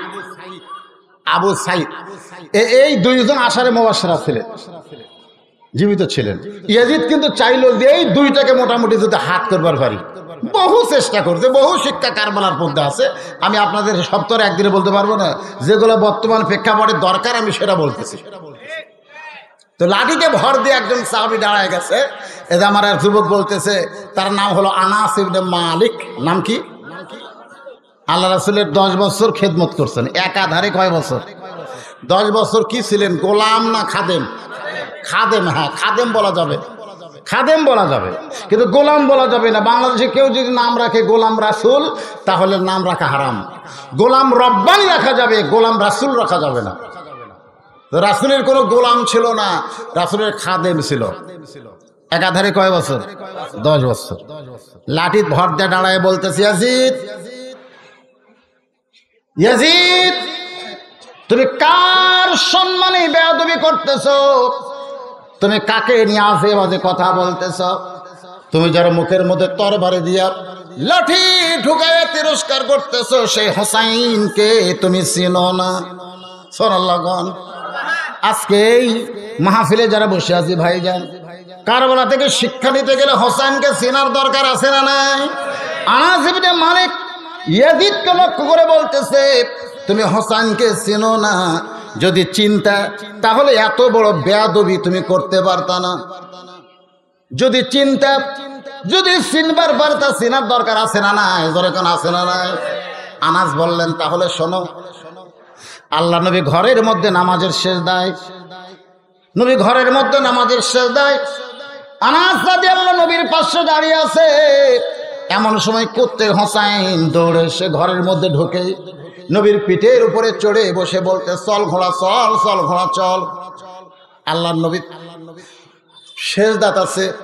এমন সময় হোসেন পিঠের উপরে চড়ে যখন বলে চল ঘোড়া চল, চল ঘোড়া চল, আনাসের বড় খারাপ লাগলো। নবীর সেজদায় ছোট্ট মানুষ বোঝে না, নবীর সঙ্গে বেয়াদবি করে এই মনে করে আনাস যখন হোসেনকে নবীর পিঠ থেকে নামাবার চায়, এমন সময় আল্লাহর নবী সেজদারত অবস্থায় বাম হাত দিয়ে ইশারা করলেন। আনাস আবার জায়গা মতো ফেরত আসলেন। নামাজ শেষ করার আগে হোসেন বললেন, যে ঘোড়া চলে না এই ঘোড়ার পিঠে আমি খামাকা বসে থাকবো না। এই কথা বলে ছোট্ট হোসাইন যখন ঘর থেকে বের হয়ে যায়, এমন সময় আল্লাহ নবী সেজদা থেকে মাথা তুললেন। নবীর চোখের দিকে আনাস রাদিয়াল্লাহু তাকায় দেখে দু চোখ দিয়ে দর দর করে পানি পড়তেছে। আনাস নবীর সামনে হাঁটু গেড়ে বসে বললেন, ইয়া রাসূলুল্লাহ, হোসাইন আপনার সঙ্গে এত বড় বেয়াদবি করলো, আপনাকে ঘোড়া বলে চল ঘোড়া চল ঘোড়া করলো, আমি হোসেনকে আপনার পিঠ থেকে নামাবার চাইলাম, কিন্তু আপনি নামাজের মধ্য থেকে আমাকে ইশারা করলেন নামাজ না। ওগো আল্লাহর নবী, এখন চোখে পানি দেখতেছি, কান্নার কারণ কি? রাসূল বলে, আনাস রে, তুমি আমার হোসেনকে পিঠ থেকে নামাবার চাওয়ার আগে আমি নবী তাকে পিঠ থেকে নামাবার চাইছিলাম, কিন্তু নামাজের মালিক আল্লাহ বলতেছে, হাবিব আমার নামাজ আদায় করতে গিয়ে আমার চিন্তা করে আপনি হোসেনকে পিঠ থেকে নামাবেন না। আপনি যেমন হোসেনকে ভালোবাসেন আমি আল্লাহ তেমন ভালোবাসি। যতক্ষণ আপনার পেটে হোসেন চড়ে থাকবে আপনি সেজদা থেকে মাথা তুলবেন না। আনাস বলতেছে, এইটা হলো নবীর ঘরের কাহিনী। মসজিদে নবীর মধ্যে নবী নামাজের সেজদায় সুবহানাল্লাহ কর।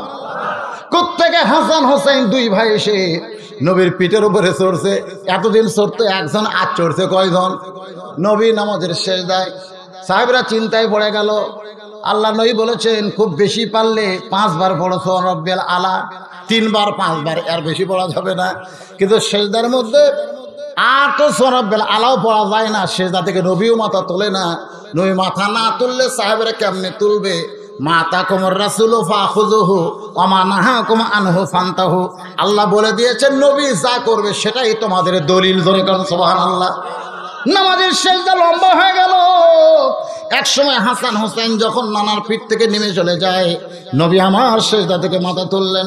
সালাম ফিরানোর পর সাহেব বললেন, ইয়া রাসূলুল্লাহ, এতদিন আপনার পথে নামাজ পড়তেছি, কিন্তু আজকের সেজদা এত লম্বা হলো কেন?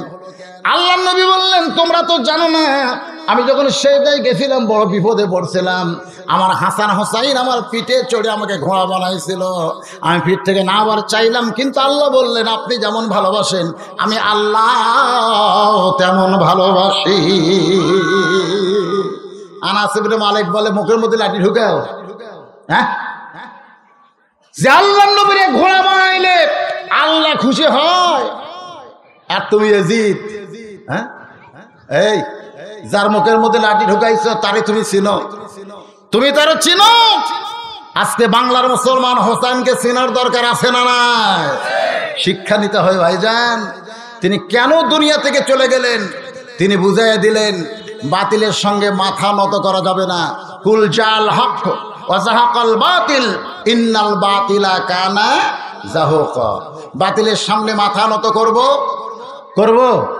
বাতিল সামনে আসলে ইমানের বলে বলিয়ান হয়ে হোসেনের মতো যারা আল্লাহ নবীর ইসলামকে বিজয় করার জন্য আন্দোলন করবেন, কারা কারা হোসেনে মুসলমান? 2 হাত তুলে আমার আল্লাহকে দেখা।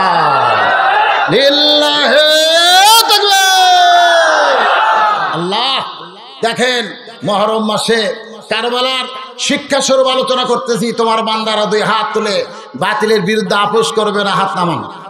এখন আপনাদের কাছে আমার প্রশ্ন হলো, সবাই অন্তর থেকে উত্তরটা দিবেন, আপনাদের কাছে জীবনের দাম বেশি না ইমানের দাম বেশি? এই মুরব্বীরা, জীবনের দাম বেশি না ইমানের দাম বেশি? হোসেন রাদিয়াল্লাহু জীবন দিলেন, কিন্তু ইমান। তা আমরা যদি সেই শিক্ষা নিতে চাই, আমরা কি জীবন দিব না ইমান দিব? দরকার হলে, প্রয়োজন হলে আমরা জীবন দিব। আল্লাহ বলেছেন মরবি না। আমার রাস্তায় যাদেরকে হত্যা করা হয়, আল্লাহ কি বলেছেন? ওয়ালা তাকুলু লিমা ইউকতালু ফি সাবিলিল্লাহি আমওয়াতুন বাল আহইয়া। সুবহানাল্লাহ বলেন, আমার রাস্তায় যাদেরকে হত্যা করা হয় তোমরা তাদেরকে মৃত্যু বলো না, আমি আল্লাহ বলতেছি তারা জীবিত। আল্লাহ বলতেছে কি? তারা জীবিত। একটু খেয়াল করবেন। এমন সময় হযরত আলী আমরের তরবারিকে তক্তা হিসেবে দেখে। কে দেখায়? ধরে বলেন, কে দেখায়? তক্তা হিসেবে দেখতেছে। 3.5 ওজনের তরবারি তক্তা। এখন তরবারি যদি তক্তা দেখে, আপনারা বলেন তো তার সাহস বাড়ে না কমে?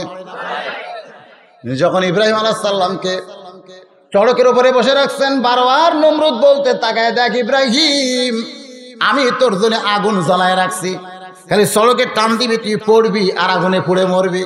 আল্লাহ কয়, ইব্রাহিম, নমরুদ তোমাকে বারবার আগুন দেখায়, আমি আল্লাহ একবার তোমাকে দেখাবো, তুমি তাকায় দেখো। আল্লাহর হুকুমে আমাদের জাতির পিতা তাকায় দেখে, কুল্লা ইয়া নারু কুনি বারদাও ওয়া সালামান আলা ইব্রাহিম। আগুনের চুলা নয়, আগুনের চুলা জান্নাতের সবুজ রঙের একটা বাগান। আপনারা বলেন তো, আগুনের চুলাকে যদি জান্নাতের বাগান দেখতে পায়, তাহলে সেখানে পড়তে তার কোনো আপত্তি থাকে? বারবার ফেরাউন বলেন, মুসা রে কোন দিক দিয়ে বলাবি? খুব তো দৌড়াদৌড়ি করলি, 3 দিকে আমরা অস্ত্র নিয়ে দাঁড়িয়ে আছি, তোর তো পালানোর কোনো রাস্তা নাই। মুসা নবী দেখতেছে একটাই রাস্তা, সেটা হলো সাগর। 3 দিকে হলো ফেরাউনের সৈন্যরা লাঠি নিয়ে দাঁড়ায় আছে, কিন্তু যে দিক দিয়ে যাবো সাগর। আল্লাহ কয়, মুসা রে সাগরের দিকে একবার তাকাও, একবার তাকাও। ফেরাউন সাগর দেখতে পারে, এই কারণে তোমাকে তাচ্ছিল্য করতে, যে কোন দিক দিয়ে পালাবা, তুমি একটাবার তাকাও। মুসা নবী তাকায় দেখে সাগর নাই, 12 লাইন আল্লাহ রাস্তা বানায় দিছে। আমাদের দেশের সরকার 4 লাইন 6 লাইন 8 লাইন বানাইতেছে, আর আল্লাহ তাআলা সাগরকে 12 লাইন রাস্তা বানায় দিতে। ধরে কেন সুবহানাল্লাহ। আমর যখন 3.5 ওজনের তরবারি আলীকে হত্যা করার জন্য মারতেছে, এমন সময় হযরত আলী তাকায় দেখে ওইটা তরবারি না, ওইটা আল্লাহ কাঠের তক্তা বানায় দিছে। ওই 27 ইঞ্চি তরবারি নিয়ে এক লাফে আমরের তরবারির উপরে উঠলেন, কাঠের তক্তার উপরে লাফ দিয়ে উঠলেন। লাফ দিয়ে ওঠার পরে ওই 27 ইঞ্চি তরবারি, আমরের ঘাড়ও হচ্ছে 27 ইঞ্চি। ধরে কোন কয় ইঞ্চি? ঘাড়ও 27, তরবারির 27, খাপের খাপ মন্তাদের বাপ, একেবারে মিলে গেছে। যেই মাত্র তরবারি ঘাড়ে, সঙ্গে সঙ্গে দেহ থেকে মস্তক যখন বিচ্ছিন্ন হয়ে যায়। হাজার হাজার কাফের মারছে দৌড়, সমস্ত কাফের যখন দৌড়ায়, এমন সময় আল্লাহর নবী বলে, আলী খবর কি? আলী দৌড়ে এসে তরবারি নবীর পায়ের সামনে জমা দিয়ে বলে, রাসূলুল্লাহ, ওই আল্লাহর শপথ করে বলতেছি, আমি কিন্তু আমরকে মারি নাই, আমি কিন্তু আমরকে মারি নাই। আল্লাহ নবী বলে, আলী জবান বন্ধ করো, জবান বন্ধ করো। ওই যে হযরত আলী জবান বন্ধ করলেন। আল্লাহ রাসূল বললেন, আলী রে, এই কথা আর কারো কাছে বলো না, তুমি মারো নাই এই কথা তুমি জানো, আমিও রাসূল জানি, কিন্তু এই কথা কাউরে বলো না। গোটা পৃথিবীর সই প্রচার হয়ে গেল, মহাবীর আমরকে ছোট্ট বাচ্চা আলী হত্যা করেছে, কিন্তু আলী কিন্তু বলেছে আমি মারি নাই, আমি খালি তরবারি ঠেকাইছি, আমি খালি ঠেকাইছি। আর সঙ্গে সঙ্গে 2 টুকরা হয়ে গেল। রাসূল বললেন, জবান বন্ধ করো। নবীর কথা মতো হযরত আলী জবানকে বন্ধ রাখলেন, আর কারো কাছে বলেন নাই। কিন্তু তাবুকের যুদ্ধে ওই কামুজ দুর্গের দরজা হ্যাঁচকা টান মারছে, যেই দরজা খুলতে কয়েকজন যুবক লাগে, সেই দরজা হ্যাঁচকা টান দিয়ে বাম হাতে ঢাল বানাইছে। কাফের বেঈমানরা চিন্তা করলো, এত উঁচুর একটা দরজা, যেই মানুষটা হাতে ঢাল বানাবার পারে, এ তো সাধারণ মানুষ না। সমস্ত কাফের ভয় যখন দৌড় দেয়, হঠাৎই ওই ঢালখানা ফেলে দেয়, 180 গজ দূরে কাগজের মতন উড়ে গিয়া পড়ে। মুসলমান সাহাবীরা নবীর কাছে এসে বলে, ইয়া রাসূলুল্লাহ, আজকের যুদ্ধে আমরা বিজয় হয়েছি হযরত আলীর কারণে, আজকের যুদ্ধে আমরা বিজয় হয়েছি হযরত আলীর কারণে। যারা পরিচিত মুসলমান হবে, তারা কারো কারণে যুদ্ধে বিজয় হবে এটা বিশ্বাস করবে না, মুসলমানকে বিশ্বাস করা লাগবে। ইযা জাআ নাসরুল্লাহি ওয়াল ফাতহু ওয়া রাআইতান নাসা ইয়াদখুলুনা ফি দীনিল্লাহি আফওয়াজা ফাসাব্বিহ বিহামদি রাব্বিকা ওয়াস্তাগফির ইন্নাহু কানা তাওয়াবা। যারা প্রকৃত মুসলমান হবে তারা কোনোদিন বলবে না ভারত আমাদেরকে সহযোগিতা করেছে। ভারত যদি সহযোগিতা না করতো আমরা 16ই ডিসেম্বর বিজয় অর্জন করতে পারবো না। এটা মুসলমানের কথা না। হয়তো আলীও কিন্তু একটু মনোযোগ দিয়ে কথাগুলো শুনবেন। সমস্ত সাহাবারা বলতেছে রাসূলুল্লাহ আজকে আমরা তাবুকের দুর্য দর করেছি, মুসলমানের বিজয় হয়েছে আলীর কারণে। রাসূল বললেন কেমনে কি? বলে কামুজ দুর্গের দরজায় হ্যাঁচকা টান মারছে আর দরজা খুলে হাতের ঢাল হয়ে গেছে। ওই ঢালটা দেখার সঙ্গে সঙ্গে কাফের বেঈমানরা সব ভয়ে দৌড় মারছে। আল্লাহ রাসূল কিছুই বলেন। এমন সময় হয়তো আলী এসে সামনে দাঁড়ায়। আর রাসূল বললে আলীর খবর কি? বলে হুজুর এতক্ষণ খবর বোঝেননি, হ্যাঁচকা টান মারছি, হাতও ঢাল দিছি, জিহাদের ময়দানে গেছি, ওরা ভয় দৌড় মারছে, ফাইলে দিছি, 80 গজ দড়ি গিয়ে পড়ছে। আল্লাহ রাসূল বলে আলী সত্যি তাই? বলে হ্যাঁ হুজুর। আল্লাহ রাসূল বললেন তাহলে চলো যাই। বলে কেন? আপনি বললে আমি দরজা নিয়ে আসতেছি, আনা লাগবে না, চলো যাই। আলীকে সাথে নিয়ে বলতে কোথায় দরজা? ওই যে পড়ে আছে, যাও। হয়তো আলী দরজার কাছে এক কোনা ধার দিয়ে দরজা ছাড়ে, লিজে লড়ে, কিন্তু দরজা লড়ে না। আলী বলতেছি ইয়া রাসূলুল্লাহ এইটা হাতত নিয়ে ঢাল বানায় যুদ্ধ করলাম, ওরা ভয়ে দৌড় মারলো, আমি ফেলে দিলাম, আর এত দূর যেয়ে পড়লো, এখন কোনা ধরে লিজেই লড়ি, কিন্তু দরজা লড়ে না কেন? আল্লাহ রাসূল বলে আলী সেই দিন তুমি বলবার ছিলে আমরকে আমি মারি নাই, আমি বলেছিলাম চুপ। আজকে চিন্তা করো, আমরকে তুমি মারো নাই, কিন্তু তোমার হাতে তরবারি ছিল। জোরে কোন কথা ঠিক কিনা? আজকে দরজা তুমি ঢাল বানাও নাই, কারণ তুমি আল্লাহ রাস্তার সৈনিক ছিলে, তুমি একলা ছিলে না, আল্লাহর কুদরতি পাওয়ার তোমার সঙ্গে ছিল। জোরে কোন কথা ঠিক কিনা? তুমি যখন দরজা ফেলে দিলা তখন তুমি একলা ছিলে না, আল্লাহর কুদরতি পাওয়ার তোমার সঙ্গে ছিল। কিন্তু এখন আলী তুমি একলা হয়ে গেছো, তুমি আর দরজা নড়াবার পারবে না। আলী রে, আল্লাহ রাস্তায় যখন কোনো মুসলমান বাতিলের বিরুদ্ধে দাঁড়ায়, ওই মুসলমান তখন একলা থাকে না, ওই মুসলমানের সঙ্গে আমার আল্লাহ থাকে। আপনারা বলেন তো হুসাইন রাদিয়াল্লাহর সঙ্গে আল্লাহ ছিল কি ছিল না? কিন্তু তারপরেও তিনি দুনিয়া থেকে শহীদ হয়ে আমাদেরকে বুঝাই দিলেন দরকার হলে, প্রয়োজন হলে আমরা হকের পক্ষে শহীদ হব, তবে বাতিলের সঙ্গে আমরা আপোষ করব। কারা কারা বাতিলের সঙ্গে আপোষ করব না? আর একবার হাত তুলে একটু আল্লাহকে দেখাবো। এই সবাই টান টান করে তোলেন, হাত নামান, হাত নামান। গরমের দিন আমি বাতাস পাচ্ছি, সরাসরি ফ্যান আমার দিকে, তাও ঘামতেছি, আমি জানি। এই টাইমে আসলে মাহফিল করা খুবই কষ্ট, তবে আলোচনা করা যাবে। ঘড়ি ধরে 10, 20, 50 মিনিট কথা বলা যাবে। তো ভাইজান, এই যে দুই হাত তুলে দুইবার আমরা দেখালাম বাতিলের সঙ্গে আপোষ করব না। আল্লাহ কোরআনে বলেছেন, কোরআন আল্লাহ বলেছেন আমওয়ালুকুম ওয়া আওলাদুকুম ফিতনাহ, নিশ্চয়ই তোমাদের সম্পদ এবং সন্তান হলো ফিতনা। অন্য জায়গায় আল্লাহ বলেছেন জিহাদের ময়দানে যদি যাবার চাও আগে তোমাদের মাল দাও, আমওয়ালুকুম আনফুসিকুম, আগে তোমাদের সম্পদ, তারপরে তোমাদের জীবন।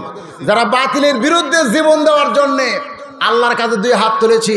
এই মাহফিল 10ই মুহররম কারবালার শিক্ষা, এই সেমিনার মসজিদকে উন্নয়ন কল্পে আয়োজন করা হয়েছে আল্লাহর ঘর মসজিদের জন্য। আপনাকে প্রধান অতিথি চেয়ারম্যান সাহেব, তিনি এর আগেও দিবার চাইছিলেন, এখনো দেয় নাই, দিবেন, আর আগামী কিবার গেলে 50,000 দিবেন, ঠিক কিনা বলেন? তিনি ঘোষণা দিলেন। তখন আমি বুঝলাম যে এই মাহফিল শুধু মাহফিল না, এই মাহফিল হচ্ছে আল্লাহ রাস্তায় সম্পদ কুরবানি করার একটা মাহফিল। যে আল্লাহ আমাদেরকে ওটা বসা করবেন না, খবরদার, না দিলেও বসে থাকবেন। আপনি দিবেন না, আপনার টাকা আল্লাহর দরকার নাই, আপনার টাকা আল্লাহর রাহে কবুল হয় নাই। মসজিদের সামনে দিয়ে যখন দান বাক্স যায়, আপনার দেখেন না নামাজের সময় এরকম দান বাক্স যায় কি যায় না?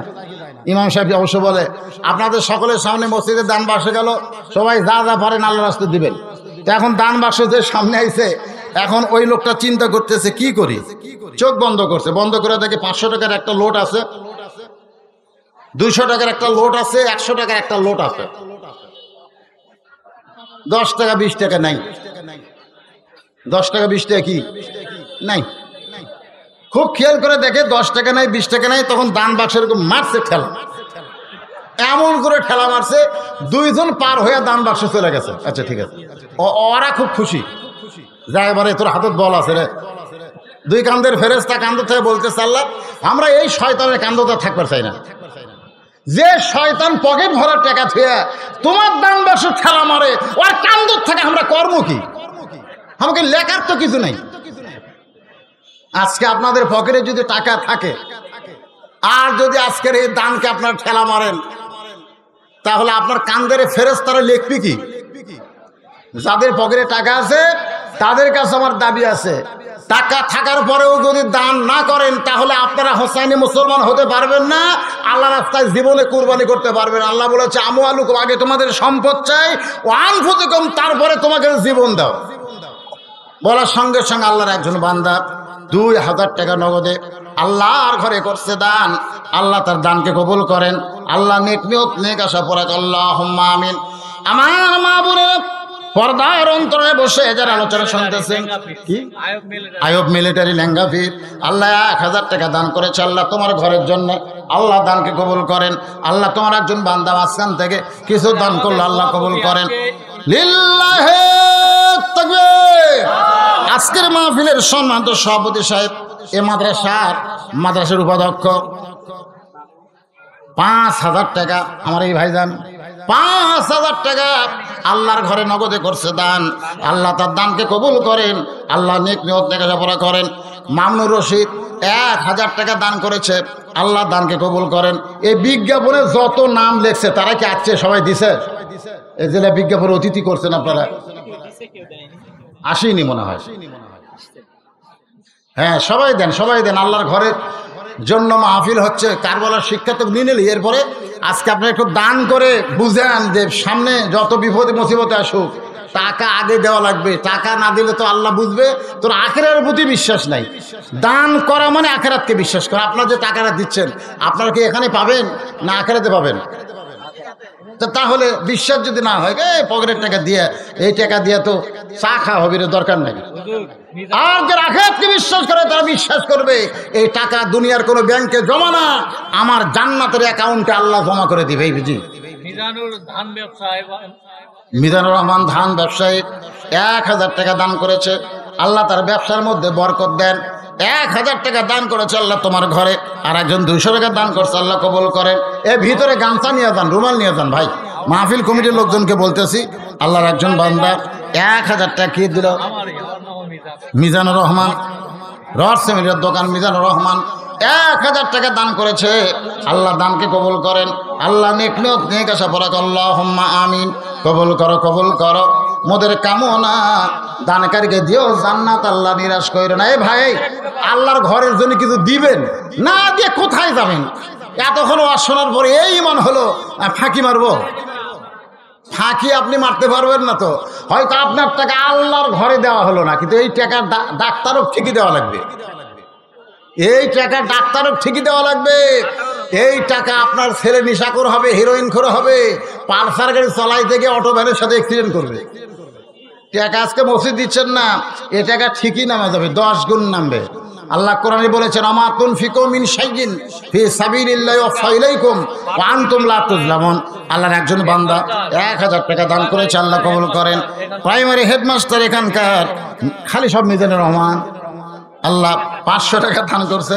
কতগুলো মিজানুর পাওয়া গেল দেখেন আজকে দান করতে। আল্লাহ দানকে কবুল করেন। আল্লাহ এই তো দিয়ে দেন, গামছার মধ্যে দিয়ে দেন, যাই যা পারবেন আল্লাহর রাস্তায় দিয়ে দেবেন। আমার মা বোনেরা, আপনারা চিন্তা করতেছেন হুজুর আপনি তো নানার ওয়াজ করলেন, আপনি তো বাবার ওয়াজ করলেন, কিন্তু হোসেনের মাকে নিয়ে তো আপনি ওয়াজ করলেন না।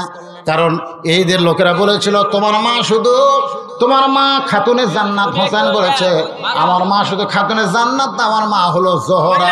ও আমার মায়েরা, জোহরা শব্দের অর্থ কি? যেই জোহরা ফাতেমার নামের পিছনে লাগানো হয়েছে। মায়েরা যারা পর্দার অন্তর আছেন গো মা, একটু মনোযোগ দিয়ে কথাগুলো শুনবেন। জোহরা জান্নাতি, নারীদের নেত্রী হবে ফাতেমা। গভীর রাত্রে দুনিয়া থেকে বিদায় হয়ে গেছে, গভীর রাত্রে দুনিয়া থেকে বিদায় হলো, গভীর রাত্রে তাকে কবর দেওয়া হলো। লিল্লাহি তাকবীর। আজকের মাহফিলের সম্মানিত বিশেষ অতিথি এই মাদ্রাসার ছাত্র, বর্তমান ডাক্তার সাহেব 10,000 টাকা নগদে করছে দান মতিউর রহমান। আল্লাহ তার দানকে কবুল করেন। আল্লাহ নেক নিয়ত নেক আশা পড়াক আল্লাহুম্মা আমিন। যারা আর বিশেষ অতিথি আছে তারা কি দিছে নাকি? দিলে একটু বলা দরকার। আপনার নামের মধ্যে আছে?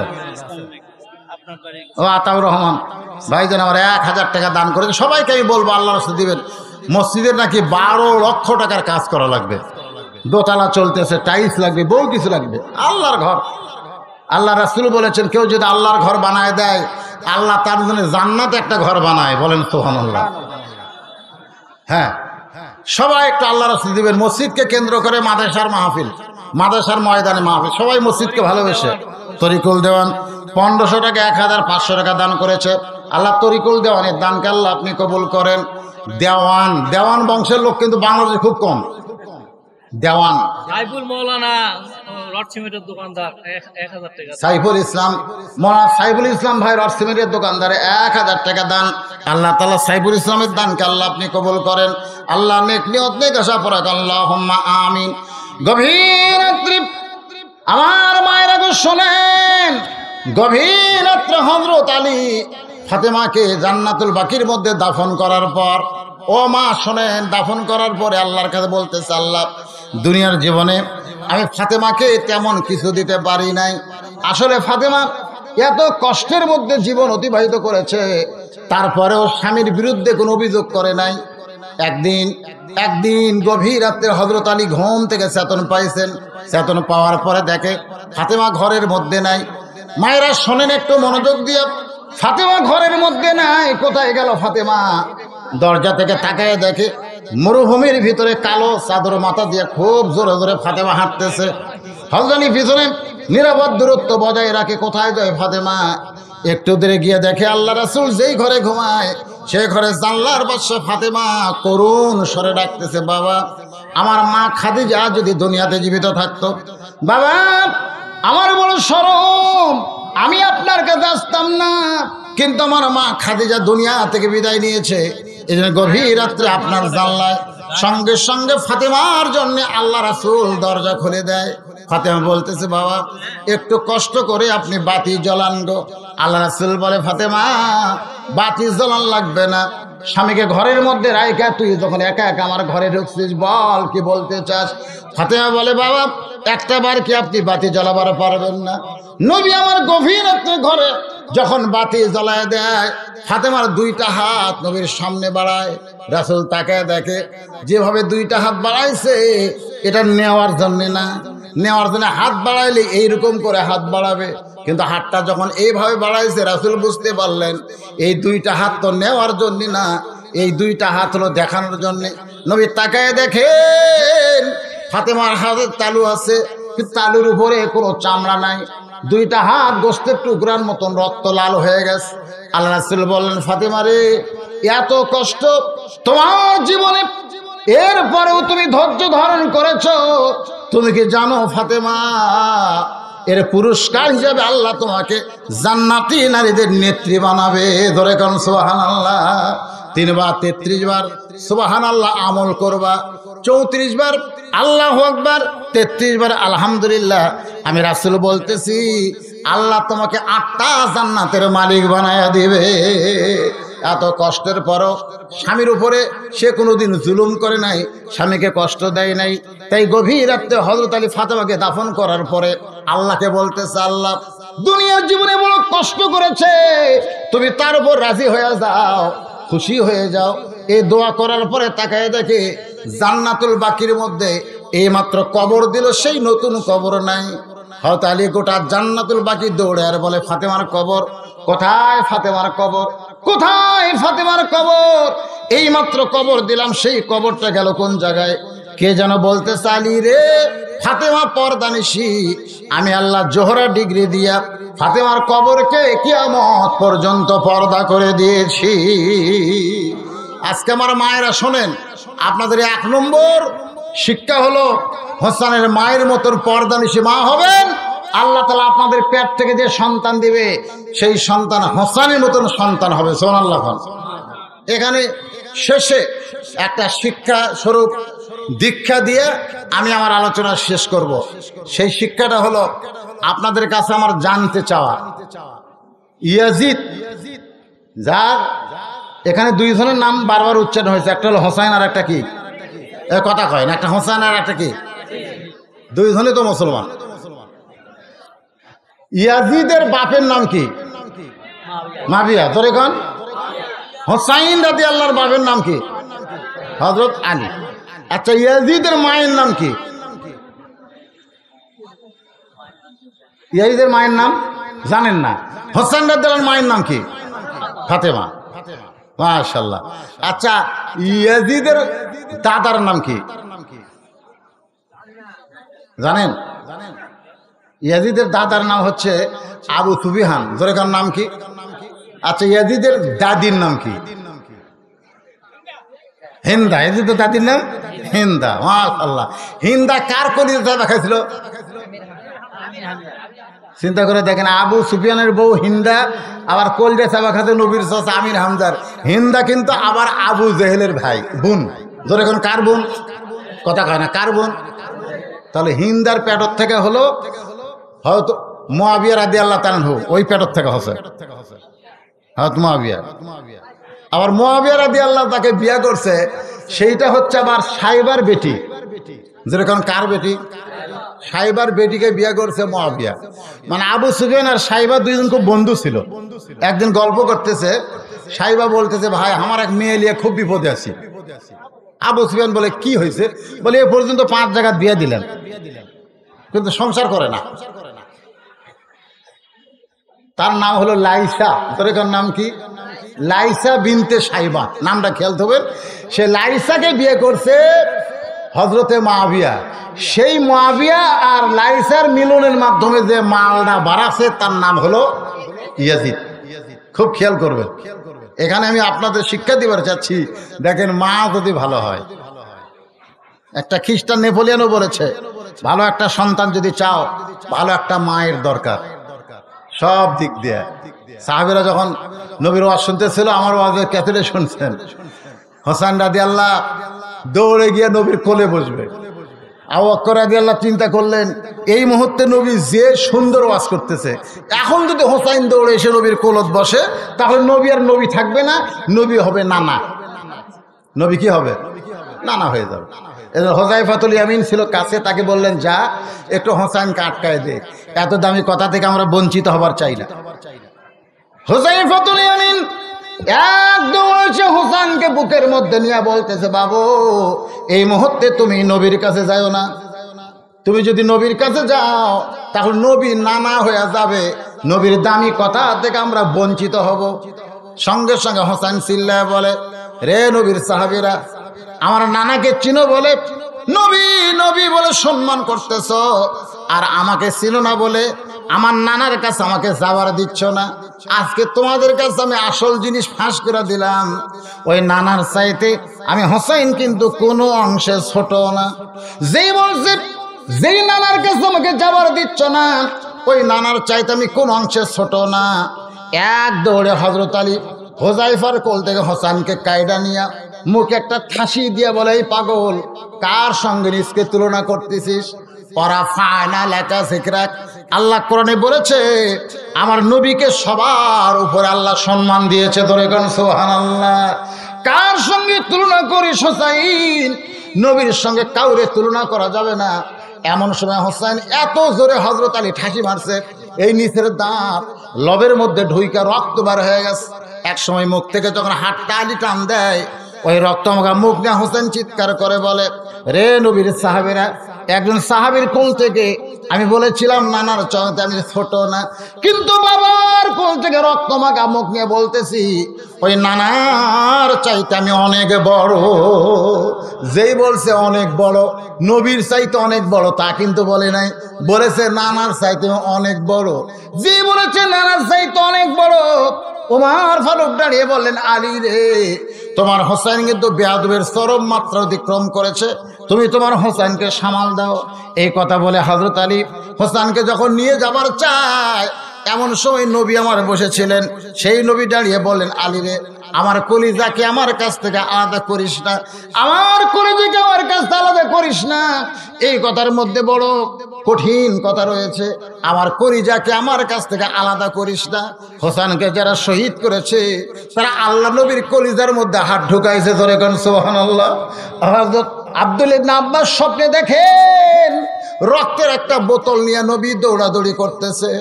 আব্বাস রাদিয়াল্লাহু বললেন, ইয়া রাসূলুল্লাহ, বহুদিন পর আপনার সঙ্গে আমার দেখা হলো, আপনার হাতে রক্তের বোতল কেন? আল্লাহ নবী বললেন, আমার হোসেনের রক্ত এই বোতলের ভিতরে। নানা ধরনের কথা রয়েছে। নবী বললেন, আমার কলিজাকে আমার কাছ থেকে আলাদা করিস না। আলী হোসেনকে ছাইরা দিলে এক দৌড়ে নবীর কাছে যায়, যা বলতেছে, না না, আমার উপরে তুমি মন খারাপ করেছো। আল্লাহ রাসূল বলে, এই কথা ঘরের মধ্যে একলাই যদি আমাকে বলতি, নানার চাইতে কোন অংশে ছোট না, আমি কিছুই মনে করতাম না। এই কথা ঘরের মধ্যে যদি বলতি, নানার চাইতে অনেক বড়, আমি কিছুই মনে করতাম না। কিন্তু এতগুলো সাহাবীর মধ্যে এই কথা তুই কেমনে বললি ভাই? আমি মানলেও তো সাহাবীরা মানবার পারতিছে না, যার কারণে ওমর ফারুক গরম হয়ে গেছে। হোসেন বলতে, না না, আমিও বুঝতে পেরেছি এতগুলো সাহাবীর সামনে বলার কারণে তুমি মনে কষ্ট পাইছো। ও না না, আজকে তোমার কাছে আমার এক নম্বর প্রশ্ন হলো, তুমি যদি আমার চাইতে বড় হও, বলো তো তোমার বাপ বড় না আমার বাপ বড়? একটাবার চিন্তা করে বলো।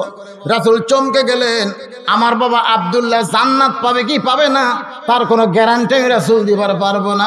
কে হোসাইব হযরত আলী শুধু জান্নাত পাবে না, এই দুনিয়াতে 10 জনকে জান্নাতের সার্টিফিকেট দেওয়া হয়েছে, তার মধ্যে 4 নম্বর হযরত আলী। রাসূল হোসেনের কপালে চুমা দেয়, বলে, হোসেন রে, আমার বাবা আব্দুল্লাহর চাইতে তোমার বাবা আলী অনেক বড়। হোসেন বলতেছে, নানা, তাহলে আপনি স্বীকার করলেন বাবার দিক দিয়ে আমি বড়। এখন বলেন তো নানা, আমার মা আর আপনার মা, এই 2 জনের মধ্যে কার মা বড়? আল্লাহ রাসূল বললেন, আমার মা আমেনা জান্নাত পাবে কি পাবে না এই গ্যারান্টি আমি নবী দিবার পারতেছি না। কিন্তু হোসেন ও ফাতেমা শুধু জান্নাত হবে না, জান্নাতি নারীদের নেত্রী হবে। আমার আমেনার চাইতে হোসেন মা ফাতেমা অনেক বড়। হোসেন বলে, না না, তুমি স্বীকার করলা মায়ের দিক দিয়ে আমি বড়। আমার 3 নম্বর প্রশ্ন হলো, নানা, এখন বলো তো আমার নানা বড় না তোমার নানা বড়? বলো তো নানা, এই 2 জনের মধ্যে কার নানা বড়? ওমর ফারুক দৌড়ে এসে ওই রক্তমাখা হোসেনকে বুকের সঙ্গে নিয়ে বলে, আলী রে, আমি মূর্খ ওমর, কি বলেছি? তুমি জ্ঞানী ও আলী হইয়া এই মুখের উপরে তুমি কেন ঠাসি মারলা? হোসেন রে, তোমার নানার নানা ওয়াহাব জুহরিকে দুনিয়ার কেউ চিনবে না, কিন্তু হোসেনের নানাকে স্বয়ং আল্লাহ করেছেন ঘোষণা, ওয়া ইন্নাকা লাআলা খুলুকিন আযীম। হোসেন বলে, নানা গো, তোমার সাহাবীদের সামনে এখন বলো, নানার দিক দিয়ে যদি আমি বড় হই, বাপের দিক দিয়ে যদি আমি বড় হই, মায়ের দিক দিয়ে যদি আমি বড় হই, তাহলে কোন দিক দিয়ে তুমি আমার চাইতে বড়? আনাস ইবনে মালিক বলে, ইয়াজিদ, কার মুখে লাঠি ঢুকায় দেশ, কাকে তুই তিরস্কার করিস? তুই হোসেনকে চিনিস না ইয়াজিদ, একদিন তুই ধ্বংস হয়ে যাবি, তোর অস্তিত্ব থাকবে না। কিন্তু যে হোসেনকে তিরস্কার করলি, দুনিয়া থেকে তাকে বিদায় করে দিবার পারলি, কিন্তু মুসলমানের ভালোবাসা থেকে, কলিজা থেকে তাকে কোনোদিন বিদায় করতে পারবি না। সাল্লাল্লাহু। আনাস রাদিয়াল্লাহু যে কথা বলেছে, কথার মধ্যে শিক্ষা আছে না নাই? জোরে কান আছে না নাই? আজকে ক্ষমতার সিয়ের ভয়ে ভালো মানুষগুলোকে হত্যা করে তুমি মনে করতেছো তুমি বিরাট কিছু হয়ে গেছো। ক্ষমতা যখন থাকবে না, দুনিয়া থেকে যখন বিদায় নিবে, তখন মানুষ ঘৃণ্য ভরে ইয়াজিদকে যেমন ঘৃণা করেছে, কিয়ামত পর্যন্ত যারা ইয়াজিদের ভূমিকা পালন করবে তাদেরকেও মানুষ একই ঘৃণা করবে।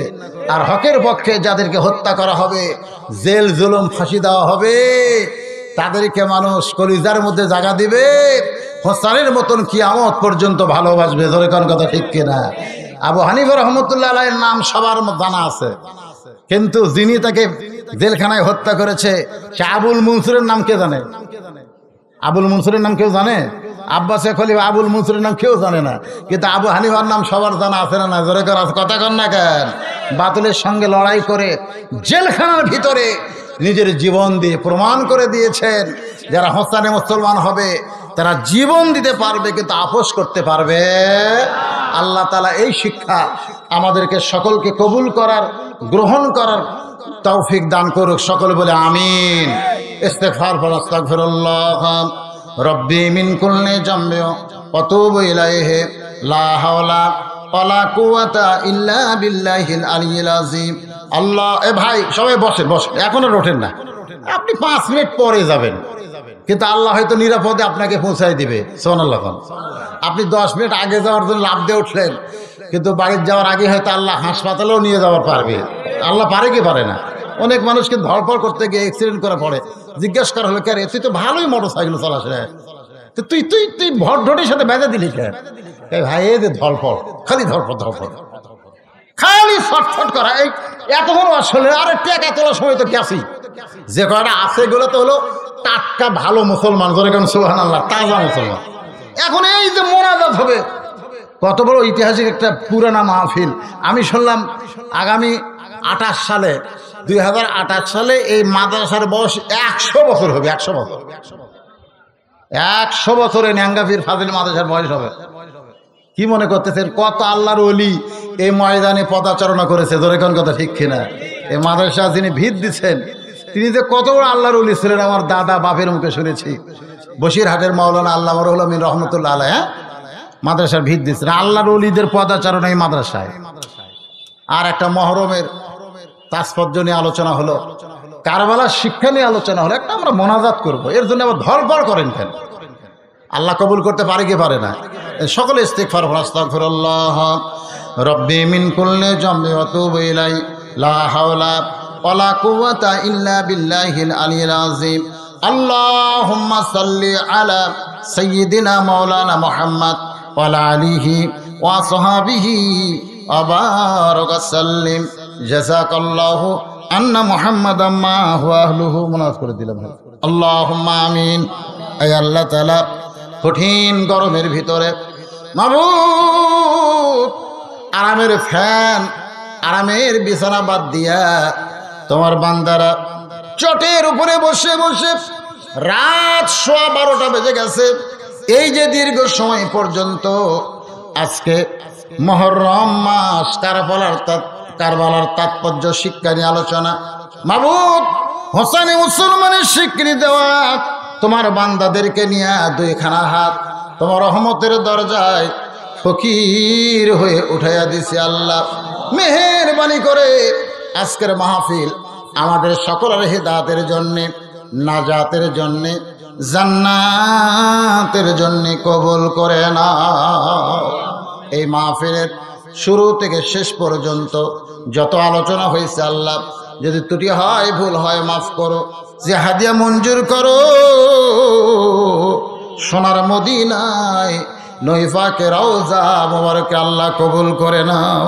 তামাম আম্বিয়ায়ে কেরাম, আসহাবে কেরাম, তাবিনে কেরাম, তাবা তাবিনে কেরাম, তামাম পৃথিবীর মাটির নিচে যত মুমিন মুমিনা শুয়ে আছে আল্লাহ, সকলের কবরকে জান্নাতের টুকরা কবুল করে নাও। আমরা যারা হাত তুলেছি আল্লাহ গো, আমাদের মধ্যে কার মা নাই, কার বাবা নাই, ও মাবুদ মাওলা, আমাদের মধ্যে যাদের মা কবরে চলে গেছে, আজকে পবিত্র মাস শাহরুল হুরুম মুহররম মাসে ওসিলায় মায়ের কবরকে জান্নাতের টুকরা বানায় দাও। আমি সহ আমরা যারা বাবা হারা ইতিম হয়ে আছি আল্লাহ, মেহেরবানি করে বাবার কবরকে জান্নাতের টুকরা বানায় দাও। এই যে শাহাদত আউলিয়া, যাকে আমরা ন্যাঙ্গা পীর বলতেছি, খোলা তরবারি নিয়ে অত এলাকায় বাতিলের বিরুদ্ধে লড়াই করে আল্লাহ মসজিদের পাশে যিনি শায়িত আছে, আমরা তার জন্যে তার রুহানি দোয়া কামনা করতেছি। ও মাবুদ মাওলা মাদ্রাসা প্রতিষ্ঠা করেছে, তিনি দুনিয়াতে নাই, যারা জায়গা জমি দিয়েছে আল্লাহ অনেকে দুনিয়া থেকে বিদায় নিয়ে চলে গেছে, তার জন্য প্রাণ ভরে দোয়া করি আল্লাহ এই মাদ্রাসার শুরু থেকে যারা ছিল আজকে যারা কবরে চলে গেছে আল্লাহ আজকের মাহফিল ওসিলায় তাদের কবরকে জান্নাতের টুকরা বানায়া দাও। আল্লাহ আজকের এই মাহফিলের আয়োজন করেছে তোমার ঘরকে উপলক্ষ করে, আল্লাহ তোমার এই মসজিদকে কিয়ামত পর্যন্ত কবুল করো। নগদে বাকিতে কিঞ্চিত যারা দান করেছে আল্লাহ, আল্লাহ সকলের দানকে জান্নাতের বিনিময় হিসেবে কবুল করো।